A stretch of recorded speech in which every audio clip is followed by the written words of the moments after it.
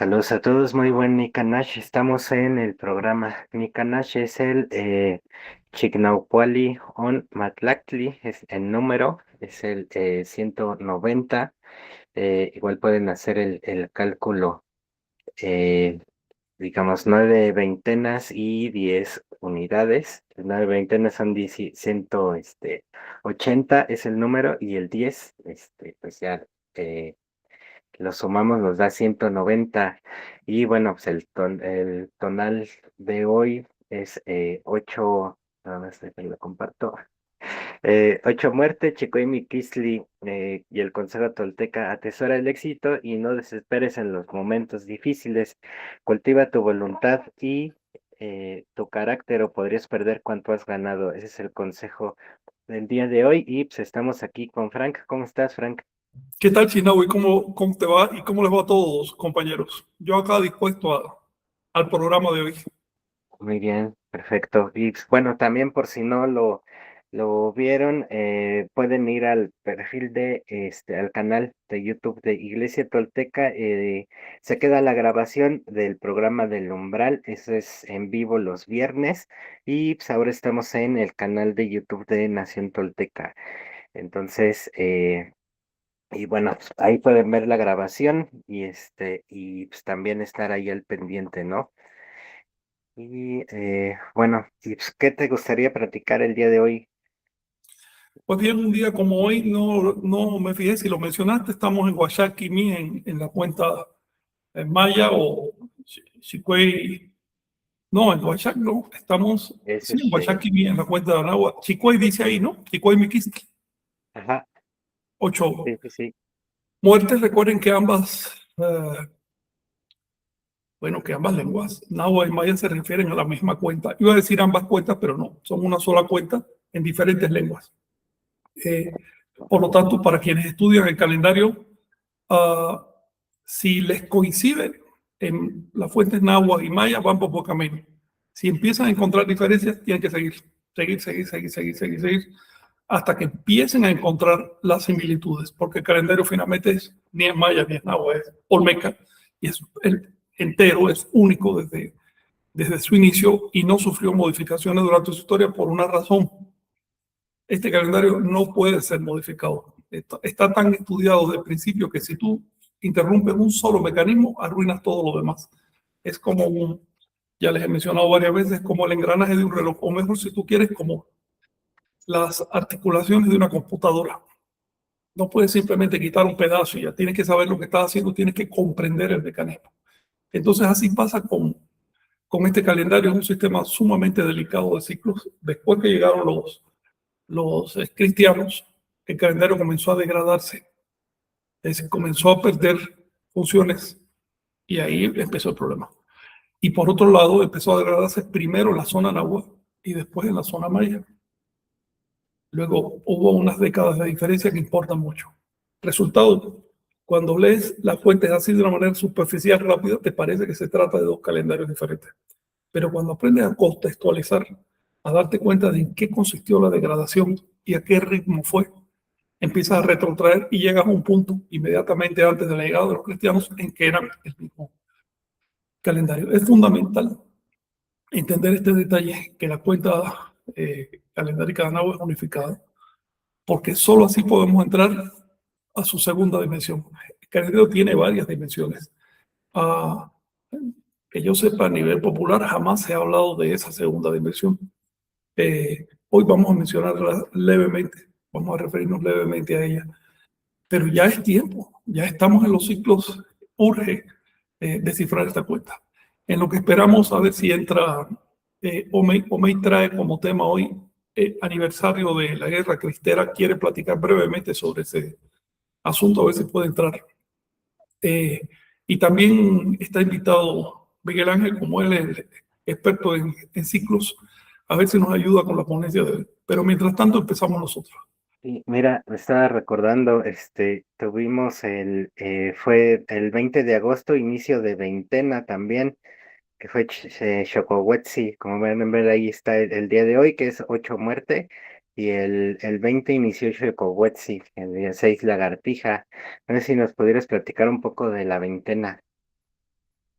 antes de Eh, entrar al otro tema, ¿no? bueno, ustedes saben que, a ver, el calendario de Nahua, como cualquier otro calendario de la Tierra, trata de medir el ciclo de rotación y traslación de la Tierra. ¿Okay? Esto es básico. Ese ciclo mide, vamos a redondearlo en 365 días. Los pueblos lo han resuelto de diferentes maneras. Algunos, por ejemplo, los calendarios semitas y también el chino, aprovechan los ciclos de la luna y tratan de hacer meses de 29, 30 días, es el promedio del ciclo de la luna, y los ajustan cada cierto tiempo, intercalando meses enteros extranumerarios, 12 meses y de pronto hay un año con 13 meses. El calendario egipcio que después copiaron los romanos y ahora tenemos nosotros los occidentales, lo resuelve con meses teóricamente de 30 días. Bueno, los egipcios, sus meses eran de 30 días y al final aplicaban un ciclo de 5 días similar al Nemontemi de los anahuacas, y más un bisiesto cada 4 años para mantener, ¿no? La cuenta. Eso lo copiaron los romanos y alteraron el ciclo de los 30 días por simple ego de los líderes romanos, que unos querían tener un mes a su nombre con un día de más, y así se fue quedando febrero, se quedó cortito. Los demás meses se repartieron entre 30 y 31 días de una manera semi-alterna, es decir, un disparate desde el punto de vista cronológico. ¿Okay? Porque es muy difícil adelantarse a la secuencia del tiempo en el calendario que usamos hoy, ya que no es estrictamente regular, no son ciclos regulares. De todas maneras, se compone de 12 meses con un promedio de 30 días y aplica 5 días extras, pero no al final del año como los egipcios o los mesoamericanos, sino que los va intercalando entre los meses. Y también aplica el bisiesto que tomó de los egipcios. El calendario mesoamericano, Anahuac, a decirlo con propiedad, fue creado por los olmecas hace por lo menos unos 4.000 años. Hace 4.000 años aparecen las primeras fechas, hace 3.870 años, cuando así aparecen las primeras fechas registradas. Lo que sugiere que ya para entonces el calendario tenía trayectoria, digamos que es anterior a, es del milenio 3 antes de Cristo más o menos. El propio calendario se fecha a sí mismo. ¿Okay? El calendario dice que fue creado en el siglo 32 antes de Cristo. Esa es como una fecha interna que tiene el calendario. Eso puede ser literal, yo pienso que sí, o también simbólico. Ahora, este calendario se divide en 18 veintenas más 5 días extra. Eso da los 365 días del año.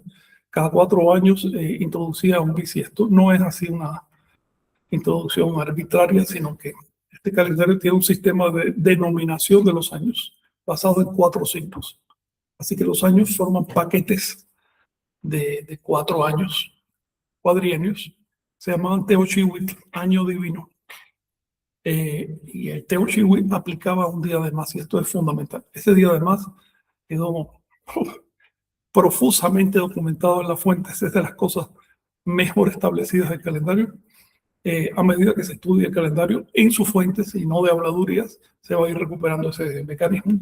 De hecho, el mecanismo del bisiesto es no solo necesario, sino es tan congruente dentro del calendario, que es obvio que ya estaba desde la época olmeca. Sale solo ese mecanismo, lo cual hace que nos preguntemos de dónde tomaron los asiáticos y luego algunos pueblos de Asia y luego los egipcios y finalmente los romanos la idea del bisiesto. Pero eso es un tema. Omay, ¿qué tal? ¿Cómo estás? Estaba platicando un poquito de cómo se forman las veintenas. Para terminar la idea, las 18 veintenas más 5 días conforman un tipo de año que se llama en Maya, en náhuatl se llama Chihuitl, es un año de 365 días más 2 ajustes. Con esos 2 ajustes, ese calendario consigue una exactitud tremenda, es el calendario más exacto que se ha creado. Es una exactitud de un día de desajuste en más de 9.000 años.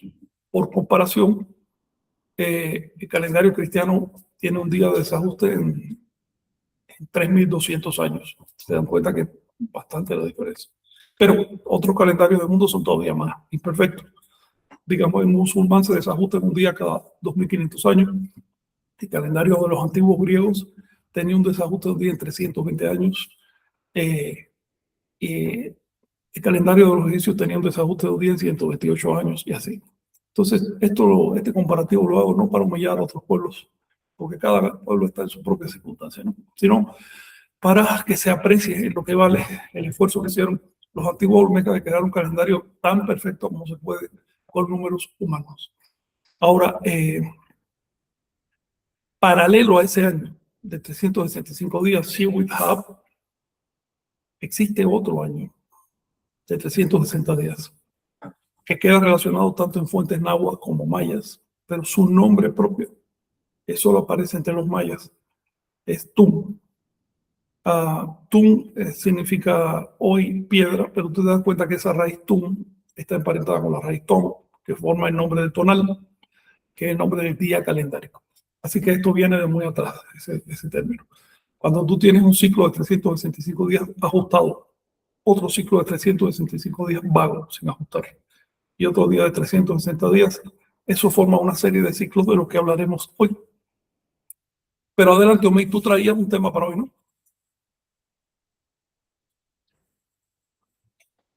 Bueno, pensando como un poco en los temas anteriores de los anteriores programas, se cumplieron recientemente el 31 de julio, se conmemora al menos a nivel no oficial del país, sino a nivel pues de las iglesias católicas, ¿no? Que en el país estamos rondando como el 80% más o menos de feligresía católica. El otro 20% se lo disputan evangélicos y protestantes y el otro 10% ateísmo. Ateísmo guadalupano, es algo chistoso que mencionaba un investigador, ¿no? Que le parecía como raro, ¿no? Que los ateos se ascribieran como guadalupanos. Pero bueno, son temas aparte. Ese 31 de julio se conmemora a nivel de la iglesia los 100 años de la Guerra Cristera, un conflicto armado pues muy importante y muy sangriento. Entonces, estaba pensando justo como tocar ese tema el día de hoy, vamos, muy por encima, aprovechando que ya se cumplieron 100 años, pero justo para ir entendiendo el proceso histórico, ¿no? Ya hablamos en épocas, en otros programas, de la guerra, la llamada popularmente guerra de castas, hoy en día llamada guerra social maya, desde nuestro punto de vista lo llamamos como la independencia maya, aunque ya después analizando este conflicto de la guerra cristera, eh, pues quizá otro nombre interesante y de hecho también así se le llama, no es muy popular, a la guerra de castas y demás, otro nombre paralelo es guerra Macehual o guerra de los Cruzó, ¿no? Guerra Cruzó, porque también fue un nombre que después ellos plantean que algunos, en Felipe Carrillo, algunos compañeros ahí en Felipe Carrillo nos decían que el nombre Cruzó más bien fue después de que los investigadores empezaron a sacar información y lo pusieron, pero más bien el concepto más igual siempre se ha manejado en ese sentido. Entonces, pues sí, como el nombre que le damos a los hechos va cambiando, ¿no? Y en este caso de la guerra cristera, pues no hay lugar a dudas, ¿no? De que es el nombre que popularmente se le da. En fin, pues solo quería mencionar un poco eso, creo que no se corresponde tanto con el tema que vamos a tocar, porque pues es una visión más histórica, social, pero de algún modo creo que podemos entender también que la información que estamos compartiendo aquí se corresponde también pues a un legado, ¿no? Y a una serie de procesos históricos, ¿no? Nosotros por eso estamos retomando pues justo todo esto de la calendárica, la información, porque es lo que pues nos permite tener identidad y es una identidad religiosa, ¿no? Es lo que nos hemos ido dando cuenta con el tiempo. Eh, y bueno, y en este caso de la guerra cristera, pues a grosso modo les voy a comentar un poco. Creo que está interesante dar un poco de previo al conflicto, hablar, pues que justamente desde que se independiza el país, México, el Estado mexicano, que empiece este proceso, porque realmente pues 1810 como es el estallido, ¿no? De la revuelta, pero de ahí hay toda una serie de personajes y de situaciones que van cambiando todo la dinámica, ¿no? Entonces, si no tengo bien el dato, pero lo que yo tengo entendido es que en una constitución, ¿no? Cuando de los primeros documentos, no sé si son los sentimientos de la nación de Morelos, no estoy seguro, la verdad tengo que revisar, pero creo que ahí se establece, ¿no? Que el Estado mexicano iba a ser católico, sin, sin Con atención, exclusión de cualquier otra fe. con exclusión de cualquier otra fe. Ajá. Entonces, 1810, ubicar esa fecha, se tiene esa visión, ¿no? Se excluye cualquier otro tipo de fe. Entonces, después viene 1857 y con las leyes de Juárez, ¿no? Las leyes del reformismo que trajo, y con la Constitución de 1857 separa la Iglesia del Estado. Empieza un poco esta visión laica, ¿no? De la sociedad, del Estado mexicano imponiéndose frente a la Iglesia Católica, porque la Iglesia Católica, pues justamente por eso dijeron que con exclusión de cualquier otra fe, por el poder político que tenía, ¿no? Era importante mencionarlo, porque si se va a independizar un Estado, si se va a independizar un territorio, si se va a tener un control del territorio, pues hay que mencionar que es católico, ¿no? Que hay una iglesia que excluye a todas las demás, porque nos damos cuenta, ¿no? Que ya al momento de que se forma un Estado, pues la religión es muy importante, ¿no? Para mantener el control de la sociedad. Permíteme un par de observaciones. Ajá. La primera es que el término cruzó aparece en la primera carta de Juan de la Cruz. Ok. De hecho, la abrí aquí para poderles leer directo la frase. Perfecto. Dice, Agili Cruzove Q Vinel Ti Ganare, que quiere decir solo los Cruzov triunfarán en esta guerra. Solamente los Cruzov triunfarán. Cruzove, los Cruzov. Ahora, eso significa que en 1850 ya el término Cruzov lo usaban los propios Cruzov y era identificativo entre ellos. Pero aparece una sola vez. En cambio, el término Macehual aparece docenas de veces. Luego empezaba a introducirse el término Cruzov. No creo que por los investigadores ni por los criollos, porque en ese año, en el año de esa carta, acababan de aparecer las tres cruces 3 años antes. En ese año acababa de fundarse la comunidad de devotos de las tres cruces. Por lo tanto, ese es un título que ellos mismos se dieron, los de las cruces, y que, porque es fácil de pronunciar y demás, lo usaron después las autoridades criollas y se difundió. Ya cuando primero llegaron periodistas, que eso fue hacia la mitad de la guerra de castas, y ya después llegaron los investigadores y lo que hicieron fue agarrarlo. Luego, cuando te digan que el título cruzó no de ellos, sí lo es. Aparece en el alma, solo que no era muy usado. Perfecto. La otra nota que te quiero aclaración. dar es sobre el porqué de excluir cualquier otra fe. Es lo mismo por lo que en el artículo 2 de la Constitución se excluye cualquier otra nación. Es decir, México es un país de una sola fe. México es una sola nación, con exclusión de cualquier otra fe, con exclusión de cualquier otra nación. Esto responde a la realidad de aquel momento. Cuando triunfó la independencia, los nativos de México eran el 90%. ¿Ves? Y ellos, durante toda la colonia, arrastraron sus naciones, porque la colonia les dio cierta autonomía, y arrastraron sus religiones. Finalmente, la colonia no fue tan cruda como para simplemente exterminar religiones y ya, ¿no? Sino que lo que trataba de impedir era la idolatría pública o la contaminación de la religión cristiana. Pero si un pueblo pagaba determinado tributo que se les imponía, podía mantener su propio gobierno y su propia fe. Esa es la realidad.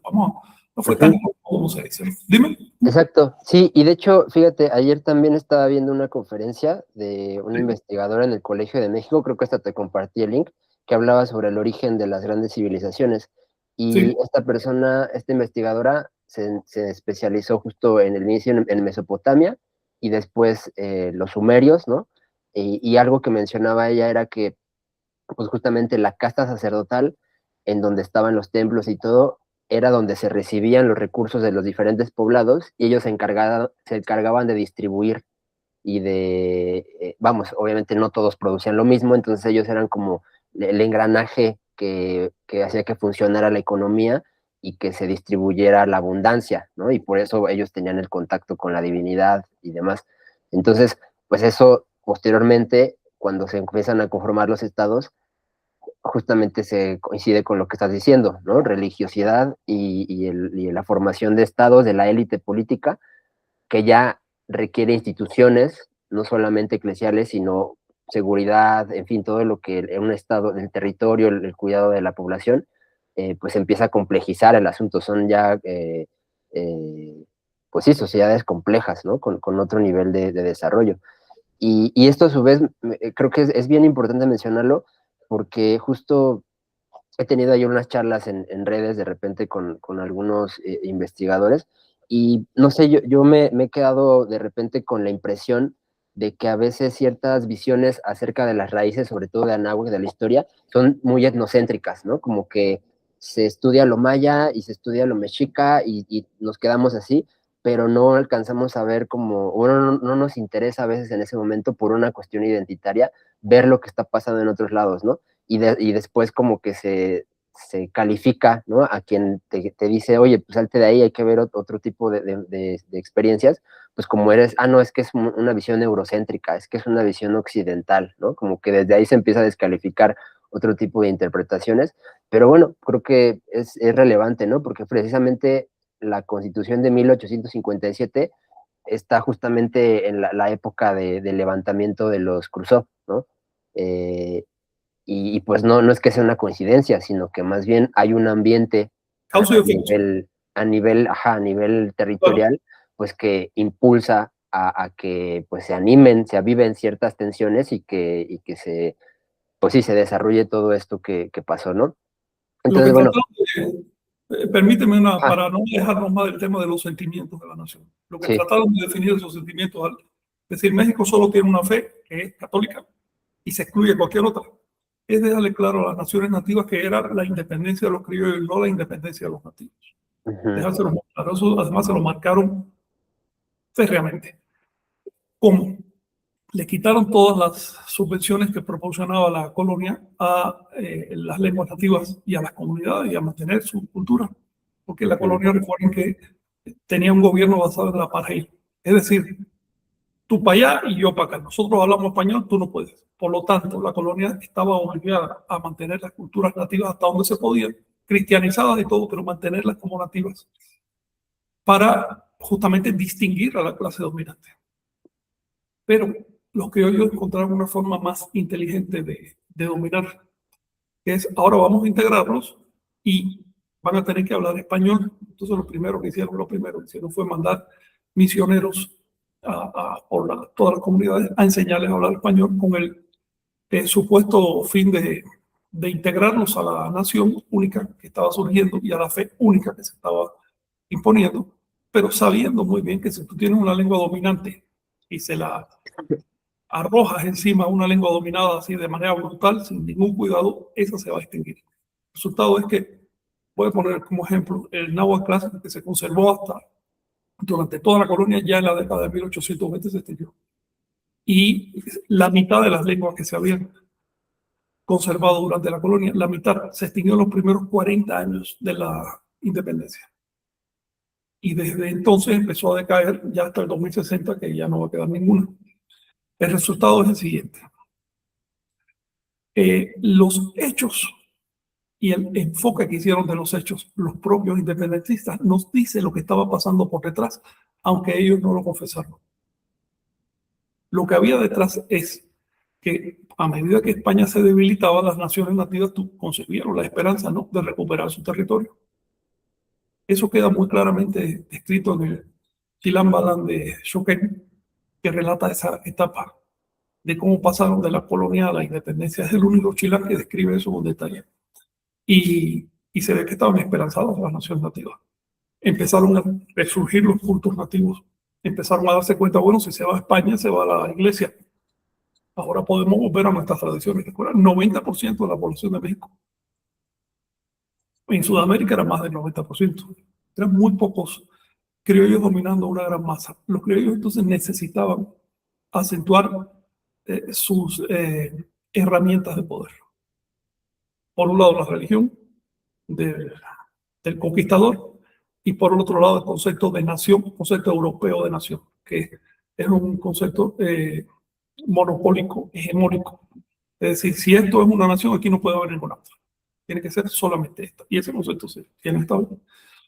Eso generó que después de 2 décadas más o menos de independencia, cuando los nativos vieron que realmente no se les iba a conceder la independencia nativa,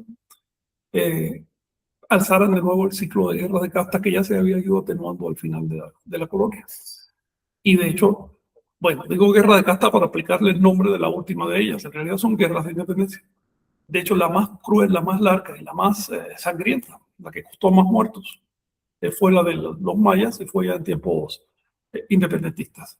Es la guerra más grande que ha tenido México. A mí me sorprende que en las escuelas no se hable principalmente de esa guerra. En cambio, se menciona la guerra de independencia, que fue en comparación una escaramuza. Sí, que de hecho justo antes de la guerra de castas tenemos a personajes pues también que se levantaron, ¿no? En la zona maya. Canek, ¿no? Pero eso fue ya a fines de 1700 y pico largo, a fines de la colonia. Pero en el momento mismo de la transición, los pueblos nativos estaban bien contentos. Bueno, la verdad les voy a decir algo. Los pueblos nativos lucharon a favor de la colonia, no a favor de los independientes. Porque se daban cuenta que iban a perder privilegios y cosas, ¿no? De todas maneras, concibieron una esperanza muy fuerte de independencia. Eso hay que tenerlo en cuenta. Que como no se materializó, hizo que se aliaran, en el caso de los mayas, con ingleses.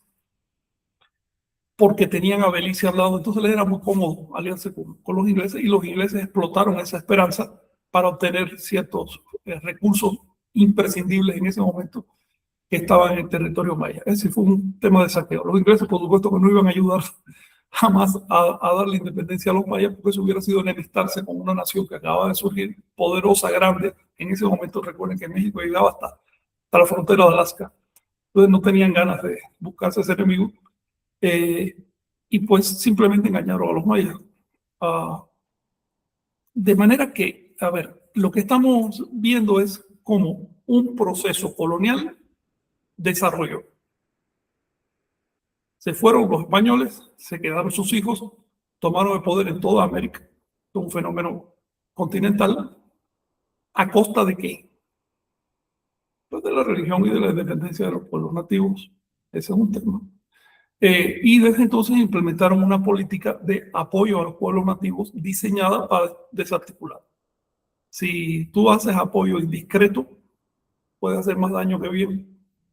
El apoyo tiene que ser de corazón, con ganas realmente de resolver las cosas y con discreción.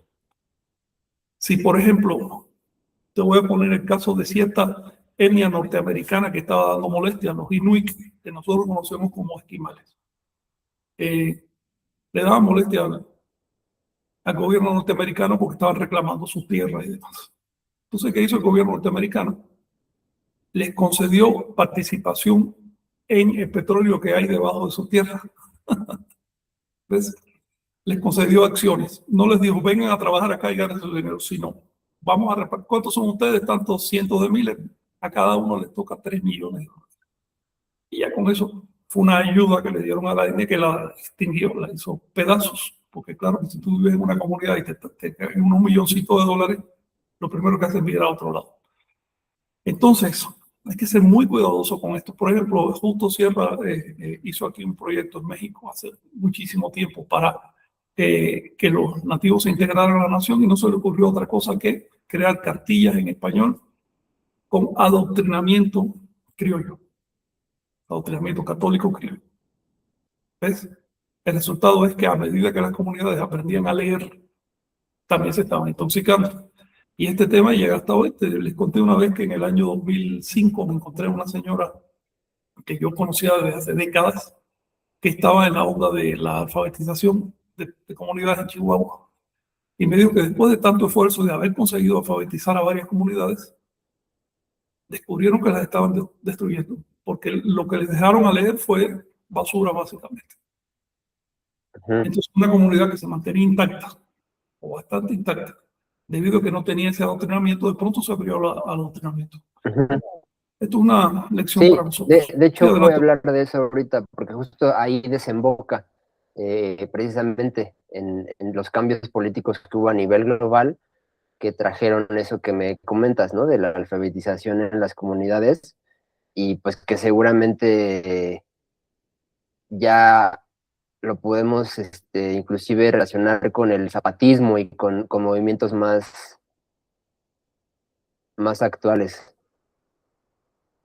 Ok, entonces bueno, les comentaba, ¿no? 1857, las leyes de reforma, hay una serie de situaciones en donde los bienes, la separación de iglesia-estado, la nacionalización de bienes y la libertad de cultos, ¿no? Se abrieron las puertas para que otras religiones, como el protestantismo, empezaran a sentarse en el país, ¿no? Entonces, bueno, después sigue el porfiriato, la época del porfiriato.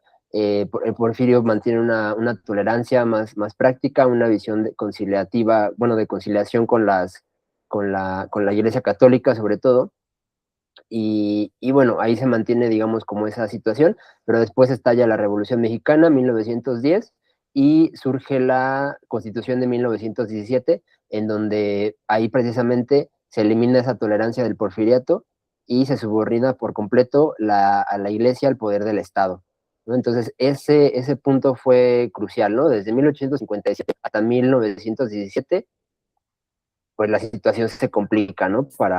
En esta relación de la iglesia y el Estado. Entonces, después de 1917, vamos, había una situación álgida en el país, estaban acomodando el poder, ¿no? El poder estatal y con los nuevos personajes políticos, y entonces llega Calles, ¿no? Este personaje, Plutarco Elías Calles, y en 1926 es cuando reforma el Código Penal y puede castigar drásticamente a los sacerdotes y creyentes que desobedezcan las normas laicas. En ese sentido, planteaban que ya si querían hacer el culto fuera de las iglesias, tenían que pedir permiso, ¿no? En culto en las iglesias no hay problema, pero si quieres salir y quieres hacer alguna procesión o algo que salgas, ¿no? De tu recinto, tienes que pedir permiso, ¿no? Entonces, eso no les gustó a los clérigos, y en un 31 de julio de 1926 es el día, digamos, que tienen como ubicado, en donde ellos, a un modo de protesta, cancelan todo tipo de culto en las iglesias, ¿no? Entonces eso prende a la población, ¿no? A la feligresía, que en esos casos estamos hablando del 90%, ¿no? Según los censos, más del 90%, 95, 98% son católicos, ¿no? Entonces, eso que genera pues un problema, ¿no?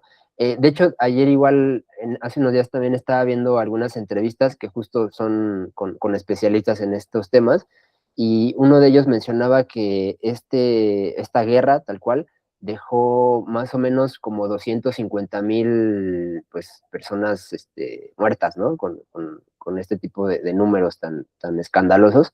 Y también que ya después este conflicto dura más o menos 3 años, ¿no? Hasta 1929 es cuando ya se firma, se llegan como a un arreglo, ¿no? Con el gobierno de Emilio Portes Gil, firman un acuerdo en donde los obispos, pues digamos, ya pactan con el Estado, pues tienen que dejar las armas, ¿no? Pero justo, digamos, los obispos, como esta jerarquía, ¿no? En la iglesia, pues ellos ya llegan a un acuerdo con el Estado, pero la persecución sigue, ¿no? O sea, los muertos siguen cayendo, ¿no? En términos de pues todo los levantamientos que ocurrieron en toda la República, ¿no? Sobre todo, principalmente este conflicto se da en el Bajío, ¿no? Es donde se desarrolla más pues las revueltas, ¿no? Justamente Guadalajara, pues vamos, toda la zona del Bajío en el país.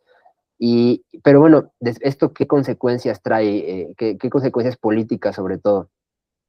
pues que justamente nace el partido oficial, ¿no? Plutarco Elías Calles funda el PNR en 1929 y pues se empiezan a unificar todas estas fuerzas políticas, ¿no? Ya la iglesia se sometió, ya se llegaron a acuerdos y entonces ya se empieza una nueva etapa política a nivel del país, ¿no? Termina el caudillismo, ¿no? Antiguamente pues eran los líderes militares, los jefes militares eran los que tenían el poder y ahorita pues ya se empiezan a generar otro tipo de instituciones y pues ya se termina el caudillismo a esos niveles en la política.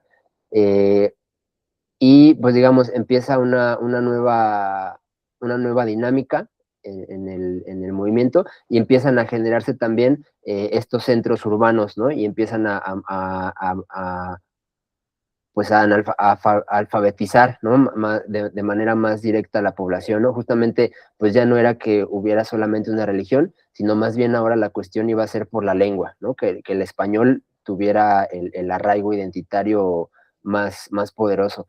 Y bueno, se firman esos acuerdos y empieza en los años 30, después de 1929, la educación socialista, ¿no? A nivel global, pues ya sabemos que ya hubo una serie, ¿no? de dinámicas en el mundo, ¿no? Una guerra mundial, posteriormente iba a haber la Segunda Guerra Mundial, pero desde esta época pues empieza todo ese auge, ¿no? De esa crítica al capitalismo y empieza una educación socialista a partir de los años 30.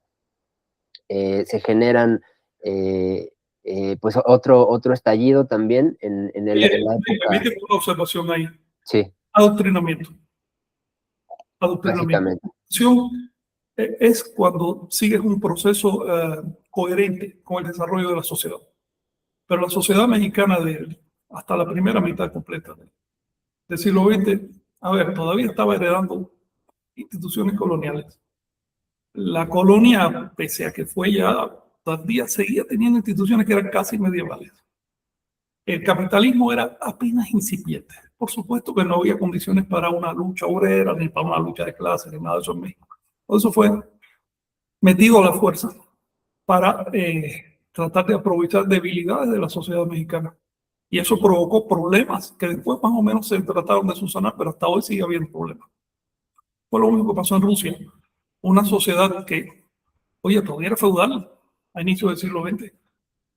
Y entonces, violando supinamente lo que había dicho Marx, que es que el capitalismo surge primero y a partir del capitalismo que surge, tratando de hacer la transición directa. Después vino Mao y lo hizo todavía peor. Dijo, no, ni siquiera hace falta una unidad urbana intermedia. Se puede saltar directamente del feudo campesino a la sociedad comunista, con un resultado desastroso. Acá no llegó a ese extremo, pero sí se intentó en todas partes y triunfó finalmente en Cuba esa corriente que básicamente dice esto. Puedes pervertir la dinámica de los ciclos. Con suficiente adoctrinamiento puedes convencer a una sociedad de que actúe así, aunque su historia no la haya condicionado para ello. Lo que se creó fue un pliegue social, un pliegue. Es decir, sociedades que respondían a lo que decían los gobiernos, eso pasó en toda América Latina. Sociedades que respondían, que decían que sí, pero en el fondo tenían otra cosa. Se generó dobleza social, cosa que ya había pasado a inicio de la... Bueno, pasó primero cuando llegaron los invasores, los conquistadores, que la comunidad indígena se repegó. Es decir, se escondió su verdadera actitud y empezó a manifestar una apariencia. Después volvió a pasar en la independencia, cuando se vio que realmente la independencia era más una cuestión de nombre que otra cosa. Y volvió a pasar a mediados del siglo, en la primera mitad del siglo XX, cuando surgieron todos estos partidos de imitación de lo que estaban haciendo Mussolini, casi todos iban por la línea de Mussolini o de Lenin. ¿Ves? Por ejemplo, ya después que se perdió la Segunda Guerra Mundial, entonces Mussolini fue crucificado, pero primero era por ahí. Fue la época de la revista Timón, que esa seguía el socialismo alemán, dirigida por, ¿cómo se llama este señor? Muy buen intelectual, este que fundó la UNAM, ¿cómo se llama? Vasconcelos, no, Justo Sierra, Vasconcelos. Vasconcelos tenía más... Era de orientación claramente Sí. nacionalsocialista y Sí. tenía una revista que era financiada por Alemania. En ese momento era la ideología que más estaba haciendo. Había un reducto de carácter fascista que había triunfado ya en Cuba en el año 1924, si mal no me acuerdo, con un dictador que hubo allá. Después, te digo, de la Segunda Guerra Mundial, eso se volvió tabú, ya no se podía hablar de eso, entonces empezó el bolchevismo, pero siempre con la misma orientación socialista, que finalmente no llega a nada en Latinoamérica. Eso hay que tenerlo en cuenta, porque no hay condiciones sociales para ello, señor. No puedes pervertir las leyes de la sociedad. Tú no puedes agarrar un campesinado que vive de determinada manera con tremendas ciertas producciones y demás y decirle, ahora eres obrero y ahora esta tierra es del Estado y yo te voy a pagar usar, destruye la economía. Esas tensiones hay que tener en cuenta porque no se trataba solamente de una guerra de fe. Era la guerra de un modelo económico contra otro. Era la guerra, de hecho, de dos modelos económicos y un tercero que estaba tratando de agarrar mangos bajitos. ¿Ves? Que se canaliza por la fe, porque bueno, los curas pueden exacerbar a la gente hablando de Dios y hablando de nos están atacando y demás. Pero solo por eso la gente no se mueve. Había todo tipo de tensiones detrás. Sin el fenómeno cristero, de todas maneras, en México hubiera habido una guerra o algo similar, o por lo menos décadas de tensión fuerte. ¿Ves? Porque es una sociedad latinoamericana colonial de siglos que está tratando de entrar a otra dinámica. Y ese fenómeno sigue hoy. Es decir, no se resolvió en el siglo XX, sigue hoy. Lo ves, por ejemplo, en los intentos de los gobiernos criollos. Evo Morales empezó eso y ha seguido en todo el continente de congraciarse con las comunidades nativas sin entenderlas. El resultado generan todavía más tensión. Y lo ves sobre todo en la renuncia de los gobiernos criollos a estudiar la parte molesta de la historia, que es el punto donde los padres de los criollos le robaron la tierra a los nativos. Entonces vamos a hablar con José Benito Juárez, lo otro, pero ese punto no lo tocamos.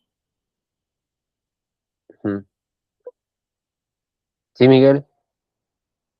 Miguel es Mar. Bien. Así es, compañeros. Si me permiten, voy a presentar directamente el discurso de Justo Sierra para ahondar en esta idea. Voy a leer un pequeño párrafo. Dice, este acuerdo es indiscutido y nosotros los mexicanos lo consideramos indiscutible. Pertenece al orden político. Consiste en que, penetrados hondamente del deber indeclinable de transformar la población mexicana en un pueblo, en una democracia, nos consideramos obligados a usar directa y constantemente del medio más importante de realizar este propósito, que es la escuela primaria. Todos los demás medios coadyuvan. No hay uno solo de cuantos significan paz, progreso, que no sea educador, porque no hay uno solo que no acerque a los pueblos y propague el amor al trabajo y facilite la marcha de la escuela, pero esta que sugiere hábitos, que trata de convertir la disciplina externa en interna, que unifica la lengua, levantando una lengua nacional sobre el polvo de todos los idiomas de la cepa indígena, etcétera. Fue consciente. Claro que en esa época, consciente, la destrucción de las lenguas nativas fue consciente, pero no con mala intención. Porque en esa época progreso significaba la hispanización de las comunidades y, si es posible, incorporar las costumbres de Estados Unidos y de Francia. Entonces, luego no es que hubiera mala intención. De hecho, yo estudié la obra de Sierra y me pareció muy bien intencionada, pero con una miopía cultural impresionante. Es decir, lo que con recursos de Estado manejaron fue la extinción de las lenguas nativas. No nos debe extrañarnos que están prácticamente al borde de desaparecer. La parte propositiva de todo esto es qué hacer. Si no comprendes las diferentes estrategias de destrucción de la cultura ancestral americana, no puedes hacer nada para revertir esas estrategias. Van a seguir funcionando. Te guste o no, no las entiendes. Es como si Si te atan con un lazo, mientras más tires, más se va a apretar el lazo. Tú necesitas parar de absurdo y observar la situación. Estoy recordando una historia de Carlos Castaneda, donde lo enlazaron y en su susto, y ¿qué pasa aquí? Tanto tiró que, bueno, casi se rompe el cuello. Cuando era tan sencillo como respirar tranquilo y darse cuenta que el lazo era muy simple, jalando un pelito, pues ya lo deshacía. ¿Ves? Y lo mismo pasa ahora con las comunidades. Se sienten agobiadas, saben que se están extinguiendo, están perdiendo, todos los días pierden derechos.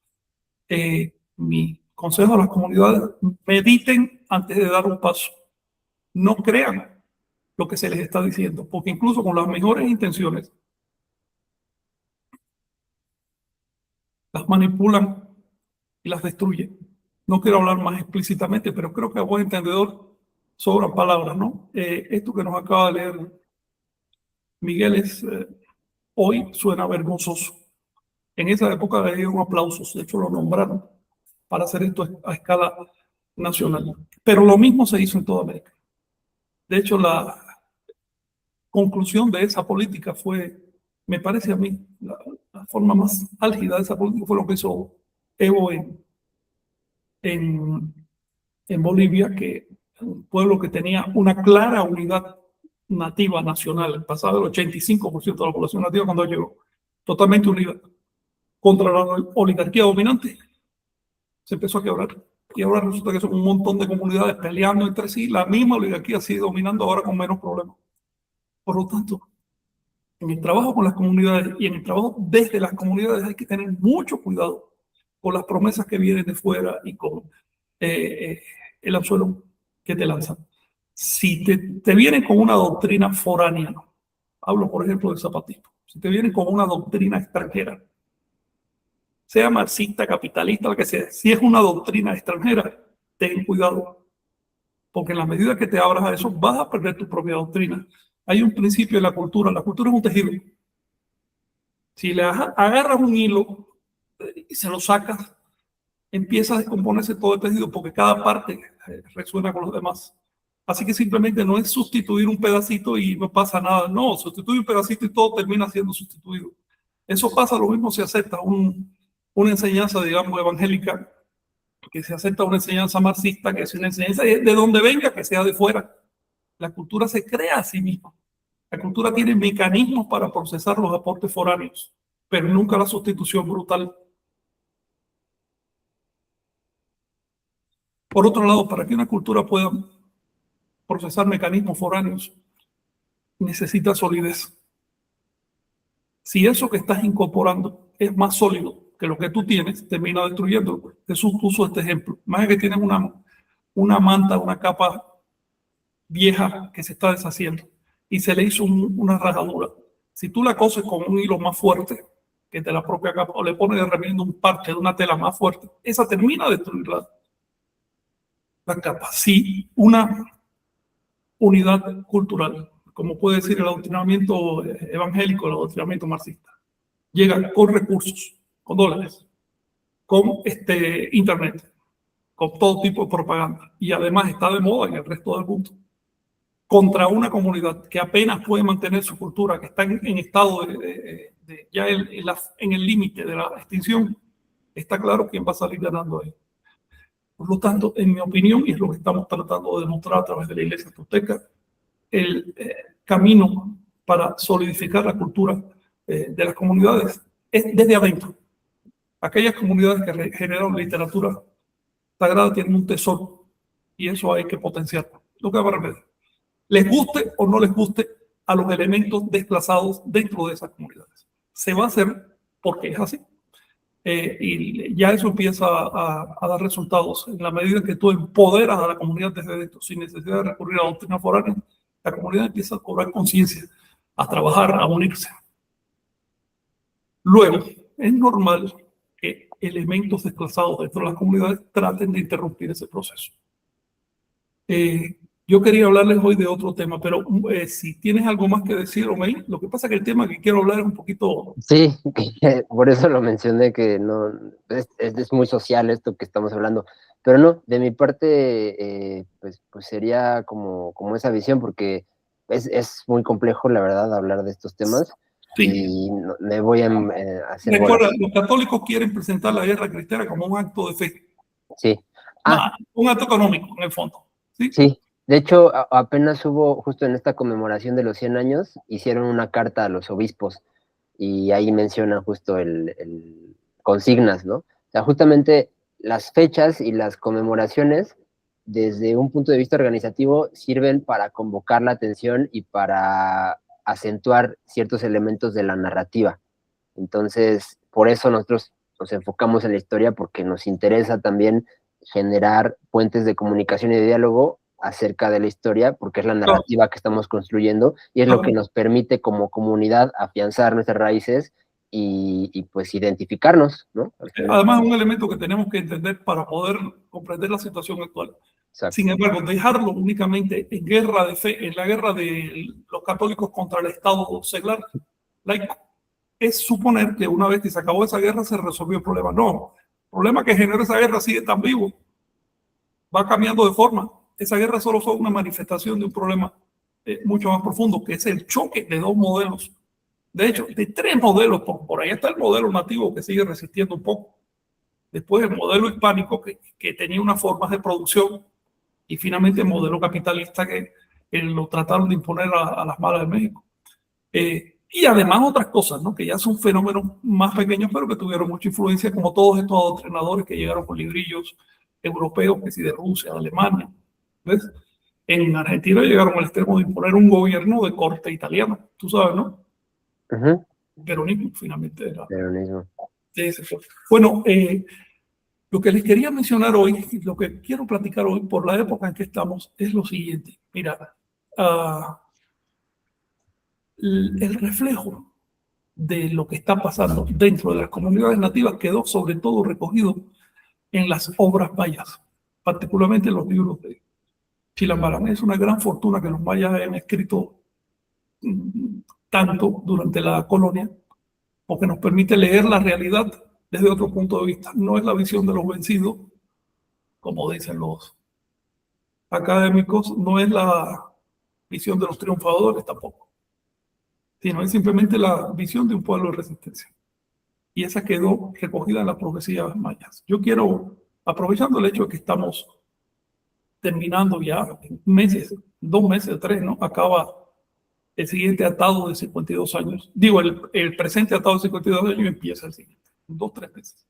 Aprovechando ese hecho, quisiera mencionar algunas cosillas. Ya les empecé hablando de que hay dos tipos de años en el calendario Anahuaca, uno de 365, otro de 360 días, se empieza a involucrar en más. El calendario el año de 360 días genera una cuenta que se llama cuenta larga, que tiene unos determinados cargadores, es decir, sus años se llaman de determinada manera. Todos los años de la cuenta larga se llaman ajau, que es lo mismo que decir náhuatl, signo Xochitl, flor. Ajau quiere decir señor, Xochitl quiere decir flor, pero es el mismo signo. Todos estos años se llaman así, va variando el número que lo acompaña. En el caso de la cuenta larga, los números bajan de 4 en 4 puntos. Y así se conforman. Son 13 números, finalmente son 13 ciclos de 13 años que a su vez forman paquetes de llamados catunes de 20 años, después bactunes de 400. El resultado es una cuenta extremadamente larga, muy precisa, muy llana, homogénea, que no necesita ajustes astronómicos porque no parte de un fenómeno astronómico. 360 días no son un fenómeno natural, es una cuenta abstracta que tiene una razón matemática poderosa, pero no es el momento de hablar de eso. Pues bien, la otra cuenta, la de los años de tipo Shewitt, Hub, años de 365 días vagos, más dos tipos de ajustes, tiene un fenómeno curioso. Y es que si dejas pasar bloques de 24 años de ese tipo, cae el mismo cargador que en el equivalente de la cuenta larga. Es decir, se van sincronizando. 20 años por acá Túnez, 24 años por acá y llegan al mismo cargador. Eso, por supuesto, genera sincronías superiores en sincronía de 1560 años y otros ciclos todavía más largos. Estos catunes, estos bloques se llaman, bueno, ya se lo acabo de decir, se llaman catunes, que es una expresión que literalmente quiere decir una cuenta o una cantidad. Se ha tratado de derivar de cal, que es veintena, pero no. Viene de cal, quiere decir cuánto. Pues bien, cuánto, o tanto como pregunta como en respuesta, tantos años, tantos túneles. Así que un tanto, un ciclo. Hay dos tipos de catunes de 20 años HAP y catunes de 24 años HAP, cuyos nombres, los nombres de los paquetes de 20 años y de 24 años van bajando, todos se llaman HAU, pero los números van bajando de 2 en 2. Así que si tú tienes un catún 13 HAU, el siguiente se llama 11, el otro 9, el otro 7, 5, 3, 1, el otro se llama 12 y así sucesivamente hasta que llega a 2, luego vuelves a 13. Luego tienes paquetes de 13 catunes. En el caso de los catunes de 20 años son paquetes de 260 años, 13 por 20. Y los catunes de 24 son paquetes de 312 años, que son 13 por 24. Ahora bien, estos catunes conforman una cuenta especial que se llama cuenta profética. Los libros de Chilam Balam fueron escritos con esa cuenta profética, no con la cuenta larga. Atención a los estudiantes de antropología, porque en las academias todavía les dicen que los chilames fueron escritos con clave de cuenta larga, lo cual no es cierto. Y no es una especulación, es que los propios chilames se echaron fehacientemente los catunes. Si en el catún tal empieza en tal año, también más cuál año, los chilames sabían lo que estaban diciendo. La cuenta profética, la cuenta de los catunes, dejó mucha evidencia, dejó muchas profecías. Yo les quiero hablar de los catunes, de los 3 últimos catunes, el que terminó, el que estamos viviendo ahora y el que viene. Y voy a usar como referencia el libro de Chumayel. El catún que terminó, se llamó 4 Jau, comenzó en agosto del 2000 y terminó en agosto de 2020. Ese catún, su tema es el retorno de Kukulcán, de Quetzalcóatl, la serpiente emplumada. Y dice así: el catún 4 Jau es el 11º catún de la cuenta. Su sede es Chichén Itzá. Volverán a su ciudad los Itzáes. Aquí una aclaración. Cuando los chilames hablan de Itzáes se refieren a todos los mayas. Los mayas tenían 2 grandes naciones, tenían varias, pero de las más grandes eran la nación de los Itzáes con capital en Chichén y la nación de los mayas con capital en Mayapán, que era un poco más pequeña. Pero los chilames le llaman Itzáes a todos los mayas. Ya después el título de maya se impuso posteriormente, pero todavía en la época de la guerra de castas no se llamaba así, no mayas, sino que se llamaban Itzáes, Sao o Macehueles. Ahora bien, sigue diciendo el catún 4 Jau, recuerden que es del año 2000 al 2020. Volverán a su ciudad los Itzáes. Ciudad, en este caso, quiere decir que recuperarán su forma de vida. No es solo la ciudad, una ciudad en sí, sino forma de vida, organización. Eso es. Regresará el Quetzal, vendrá el renovador, vendrá el prometido. Prometido se usa una expresión que es cantenal, que quiere decir el de las estelas, el que está labrado en las estelas. Por 4ª vez será arrojado de vuelta. Por 4ª vez regresará la serpiente emplumada y de nuevo le seguirán los Itzáes. Es la palabra de Dios. Por 4ª vez regresarán los Itzáes. Esto es lo que prometen los chilames para el catún que terminó en el 2020. Después les voy a hablar en mi opinión, qué significa todo esto. Luego viene el siguiente catún, que es el 2 Jau, que se extiende del 2020 al 2040, desde agosto. Dice así: el catún 2 Jau es el 12º de la cuenta. Volverán los mayas a Cuzamil. Fíjense que en el catún anterior se habla de volver a la ciudad. Aquí se habla de volver a Cuzamil. Cuzamil era el nombre antiguo de todo el país maya. Cuzha se compone de Cuz-a-mil. Mil es una aféresis, es decir, es una contracción de una palabra relativa al inframundo. Cuzamil significa literalmente la isla blanca. Cuz quiere decir ahora limpio, albo, puro, pero en esa época y en ese contexto también significa blanco o radiante. Luego observa la escala.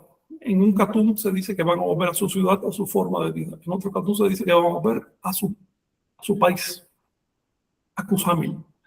Atención, porque los antropólogos dicen que Cuzamil es la isla de Cozumel. No, Cozumel significa una cosa, tiene que ver con golondrinas y demás, y Cuzamil significa otra cosa.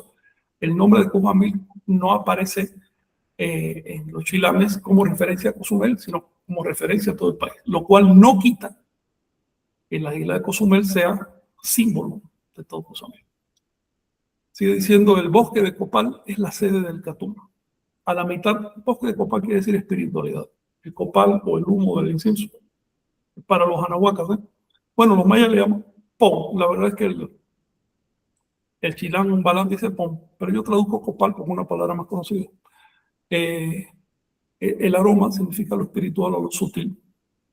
Dice, a la mitad se reducirá el pan y a la mitad se reducirá el agua en ese catú. Es la palabra de Dios.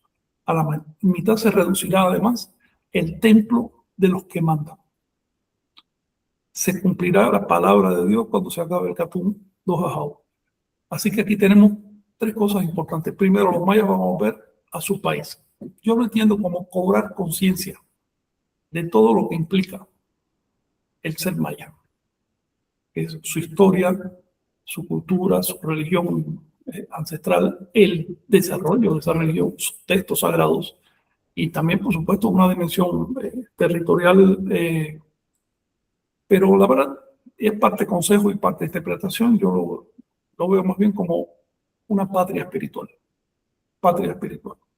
Porque quedarse aferrado a un terruño material es un dictado, es una sentencia de muerte. Pues bien, sigue diciendo que va a haber hambre, se va a reducir a la mitad el agua y el pan. Primero el agua, obviamente. No quiero ser alarmista ni nada de eso. Los mayas sabrán qué está pasando con el agua de los cenotes y con el agua en general allá en esa zona. Pero dice que por falta de agua también se va a reducir el pan. Aunque creo que esto también tiene que ver con el hecho de que cambia las formas de producción. Y entonces ya la persona no va a vivir de su propio pan, sino del pan comprado. Hay otra profecía respecto a este catún que dice, en esa época tendrán que comprar el pan, tendrán que comprar el agua. Ya la gente no tendrá autonomía alimentaria. Y sigue diciendo que se cumplirá la palabra de Dios cuando se acabe el catún 2 ajao. A la mitad se reducirá el templo de los que matan. Creo que es una profecía respecto a la Iglesia Católica y me llama la atención, porque cuando esto se escribió, fue en la segunda mitad del siglo XVI, la Iglesia estaba en pleno apogeo, estaba expandiéndose. Pero los chilames previeron que esa expansión, como todo, iba a llegar a un punto, iba a empezar a contraerse. Y calcularon que esa contracción ocurriría entre los años 2020 y 2040. Si esto es literal, si esto no es simplemente una especulación sociológica, implica que para el 2040 la Iglesia Católica va a estar más o menos en un 50% o por debajo en México.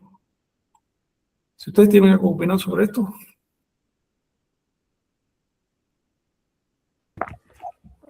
Precisamente que el calendario, a partir de distintos ciclos, motiva a poner atención a distintos ámbitos que organizan todo en la vida, sean las generaciones de seres humanos, sea la concepción de los niños, sea la concepción de ciudades o su abandono, como también los ciclos que tienen que ver con el poder, con la dispersión y concentración del poder, o precisamente con las profecías, que no es otra cosa más que una ciencia que a través del movimiento ha intentado colocar etiquetas en un calendario para la organización del merecimiento. Las dinámicas de la civilización, sabiendo que en Anáhuac, no estoy diciendo México, sino en Anáhuac, existe en este momento, es decir, toda la cuenca mesoamericana, existe en este momento un choque de 2 civilizaciones y una tercera que quiere más o menos, si se le puede llamar tercera, que quiere más o menos agarrar lo que se pueda. Es decir, que hay una dinámica tremenda, una tensión en la sociedad. Entendemos estas profecías. Profecías son especulación o, si quieren, predicciones de carácter social. El Catún siguiente, el que empieza en el 2040, se va a extender hasta el 2060. Y me llama mucho la atención ese Catún, porque corresponde con el último atado de 52 años del presente sol, del quinto sol.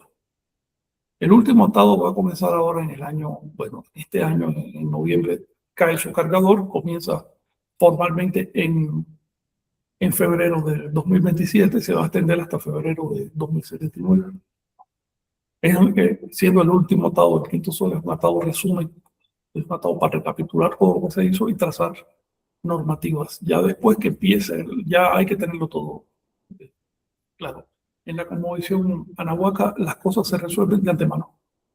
No esperes que empiece el ciclo para resolverlo de antemano, tienes que tener previsto. Por lo tanto, es un atado muy especial, tanto para el movimiento tolteca como para las comunidades nativas que quedan, como para lo que queda de las civilizaciones nativas de América. Me llama la atención que este Catún se llama 13 Ajaú, comenzarán en el 2040, terminarán en el 2060, justo al inicio de la década en que los especialistas dicen que se van a extinguir las lenguas nativas que quedan. Con eso se va a extinguir el 90% de los motivos de identidad de los pueblos nativos.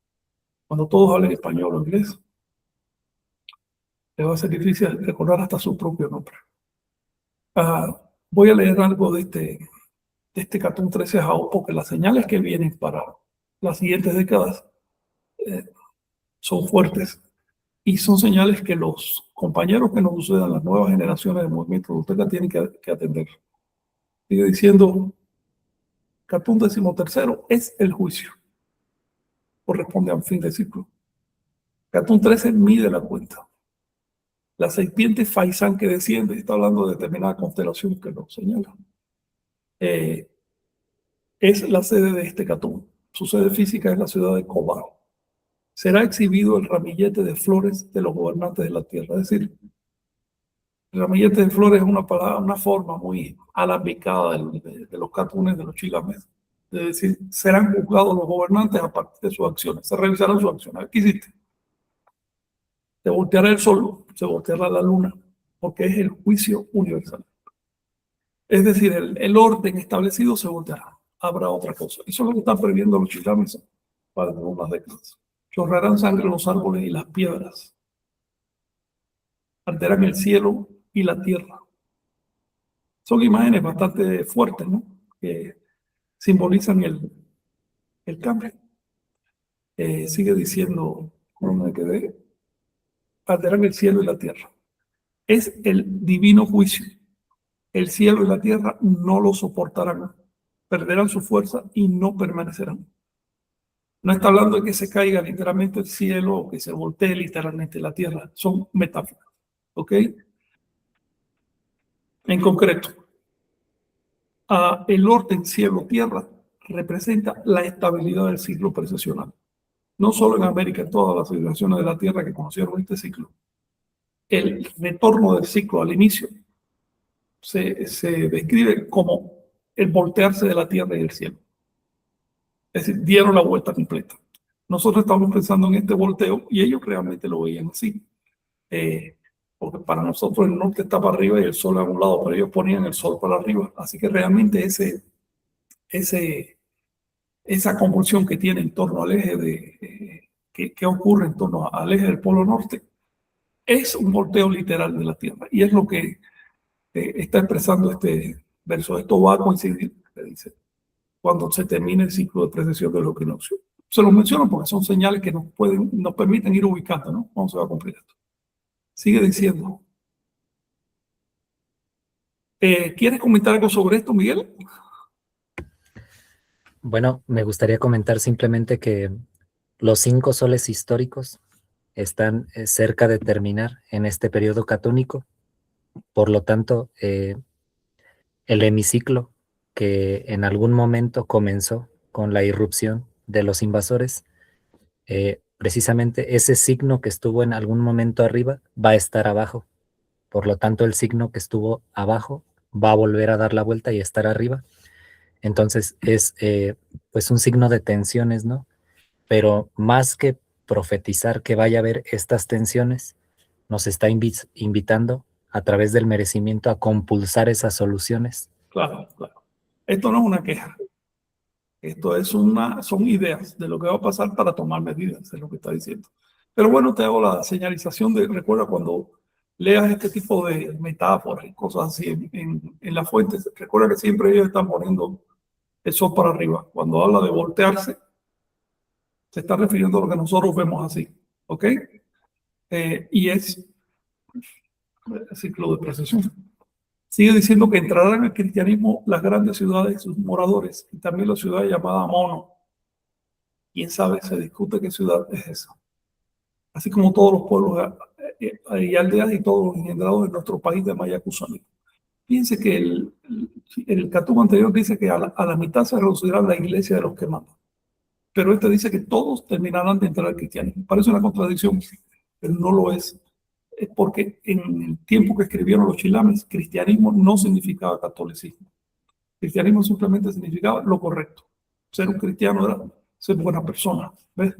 Entrar al cristianismo significa que va a haber un alineamiento ideológico, que va a estar en contra de la iglesia de los que mandan. Esto también hay que tener en cuenta al leer estas cosas, porque luego nosotros tenemos sesgo cultural para nosotros católicos cristianos, pero de hecho los chilames constantemente están fustigando a la iglesia desde el nombre, desde el punto de vista del cristianismo.